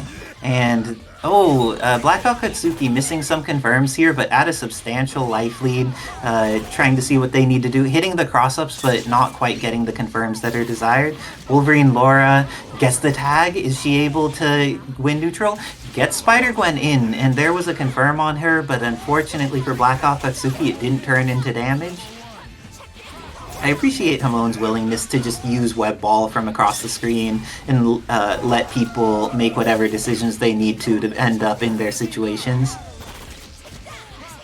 Ooh, nice stuff avoiding the guns and getting the hit on S.T.A.R.S Jill. And the happy birthday for Hamon. Happy he needs birthday to Gwenem? just to do that, yeah. And this should be able to kill not one but two characters. Leaves Bison at a fraction. Oh, but didn't use the whirlwind to follow up. You can't backdash him. The first thing you got used to is Bison will absolutely crush backdashes and fireballs. Oh, didn't kill, however, and now that means that X Factor goes down a substantial amount more just during that super jump timing. Oh, but clean hit from BLACKxAKATSUKI, going to potentially be able to kill off the Spider-Gwen, and has 3 meters on deck for Wolverine Laura. Is this a trade? Oh, that may have actually just won, but I don't, I do completely understand the risk. She gets the block in time. Very solid. And now, X Factor around half for Hamon. Gets caught by the space very far behind Bison for the assist. It is another hitbox, just so y'all are aware.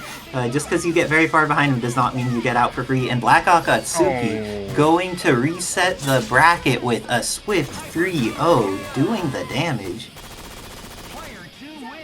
Let's move. Mutant taken in. So, BLACKxAKATSUKI here, looking very solid. They got sent to the lower side of the bracket by Xeno and the power of their random select, but Hamon's going to need to make some adjustments if they want to be able to deal with this point werewolf into Bison.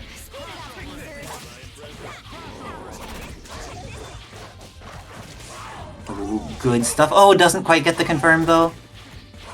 There's a lot of almost confirms here. I think that Talbain's a character that you could end up with some almost confirm challenges if you're having issues with your execution or playing on high MS or any of that. He has kind of specific things you want to do to get the confirmation to happen. But this is looking scary. Oh, didn't get the confirm. And this is going to hit... Killed off Spider-Gwen. Bulldogs through, chip. Okay, Dark Wolverine Laura can make this back, but this is not how you start doing it. Oh, it is how you start doing it, by not dying. Not dying is the start to every good thing that could happen in Marvel. Hey, Wizard Tim? Indeed. Magic Pixel seems to show up more in our game than almost every other game, and I cannot say I'm disappointed. Alright, we have lots of magic in our pixels here in Marvel Land. Oh, good reaction. That's both. gonna blow through. But Talbain able to get out, which is very unfortunate for Hamon. BLACKxAKATSUKI willing to get back, but then doesn't have the confirmation off of the guns. X Factor is still going down, but the assists have just been so on point for BLACKxAKATSUKI in protecting them. Got the wrong cancel there. And with that, BLACKxAKATSUKI, 4 games straight, looks like they are trying to speedrun this climb from the Learners Finals back into Grand Finals, back into the Winners side, or back into taking out Hamon if they could help it. But Hamon's not going to let that happen. They have the clean hit here on Talbain. Will they be able to clear out this character? TAC incoming? It is, but BLACKxAKATSUKI either guessed wrong or wasn't ready. Okay, this is looking like a much different setup for Hamon here.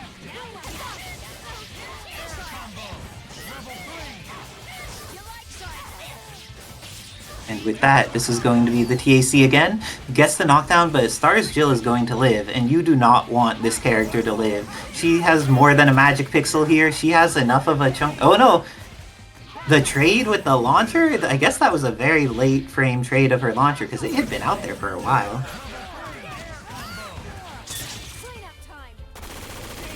Just enough after the DHC, I think. Oh, it doesn't. I believe it will work. I respect that. Is she over the top, or is it low enough? And with that, S.T.A.R.S Jill goes down. Both players invest their X Factor. Rashid getting back red life. And the hit on top of that for Hamon. Everything looking like this could be the end of Bison. Goes into Super 1. And then make it easy on yourself. Oh, went for the install instead of going for the DHC into something that would do damage. And because of that, Bison lives and manages to kill off Rashid. Oh, crazy cross. Oh gosh, BLACKxAKATSUKI here. Will build level 3. Is there enough hit stun? Not.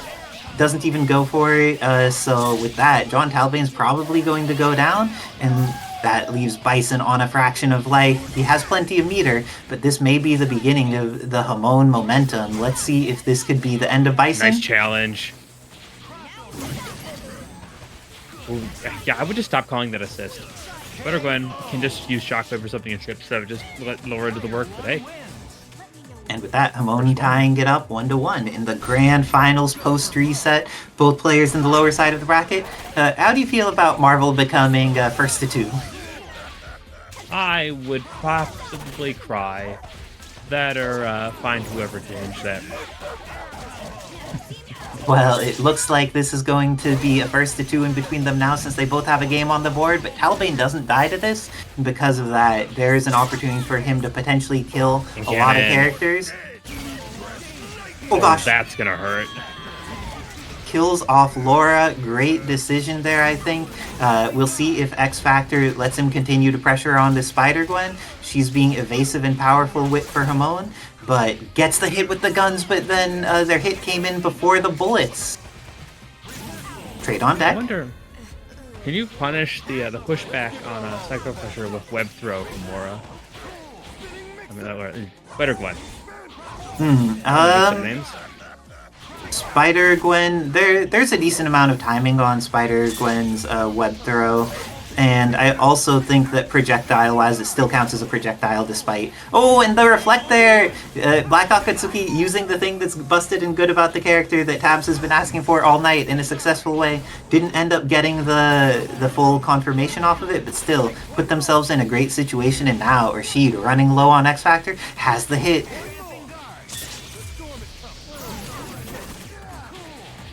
Okay, X-Factor now out, the trade is on deck, bullets are not going to be enough to take out this character, and with that, this is going to be very good for Hamon though, gets the hit on Bison. This is something that even with Rashid's low damage, he kills easily.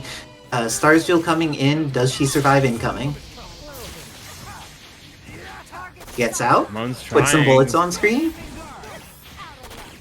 This is very scary because if you're Hamon, you can't just like arbitrarily put stuff on screen with the threat of her super available. But if you get your double dive kick, it can work out.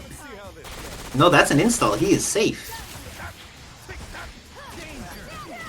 But great jumping S by BLACKxAKATSUKI, getting over the whirlwind, killing off Rashid, and going up 2-1 after the reset. It's looking like BLACKxAKATSUKI may be looking to win this tournament.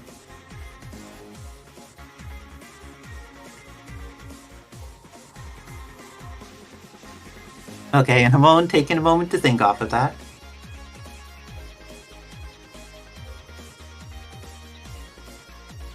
And Glass giving the recommendation that if you are in Grand Finals, that's the time for playing Grand Finals. And oh, Hamon thought it was done. No, Hamon, you still have a chance.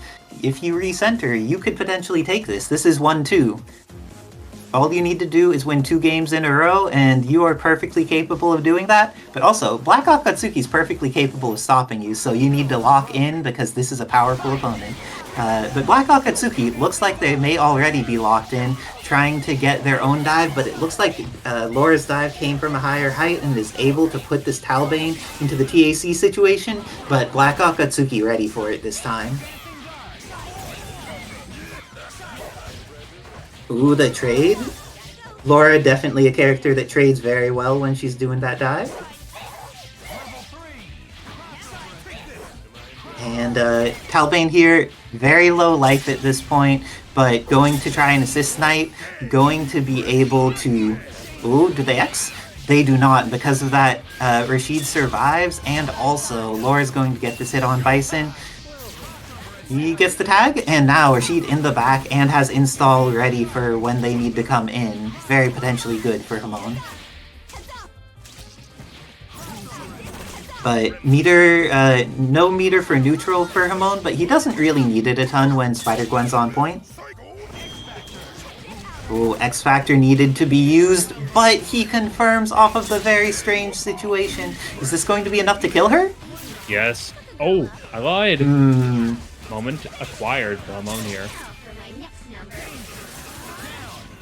And that is enough to kill for Hamon. He still has X-Factor available and has done such a good job of getting the red life back for his characters. And Rashid, a pixel at 0 pixels. Great stuff to BLACKxAKATSUKI with the pressure, able to clear her up. And now BLACKxAKATSUKI forces the X-Factor out and gets the hit but does not match with the belief in his heart. There we go. Good pickup. Even able to use the assist without screwing up the combo. Everything is coming together. But now, meter is gone for Hamon, and BLACKxAKATSUKI still has some on deck. If he gets the hit, he can get the kill, but Hamon has the TAC available. Will he go for it? He does, and BLACKxAKATSUKI makes the correct read on how to handle it. Talon dodge. Good patience again. Oh, that could have been so bad for Spider-Gwen. Hamon is just letting his assist fly way too easily. And with that, Black Akatsuki is your palette swap champion number 73, doing it from the learner side of the bracket after being 3-0'd by Xeno's Random, had the tenacity to come back, fighting their way all the way up. They needed to beat Edsadiet, they beat me, they beat Xeno after having gone on that 0-3, and then beating Hamon in the grand finals, resetting it and taking the entire thing. Great work to Black Akatsuki, and great work to Hamon, and also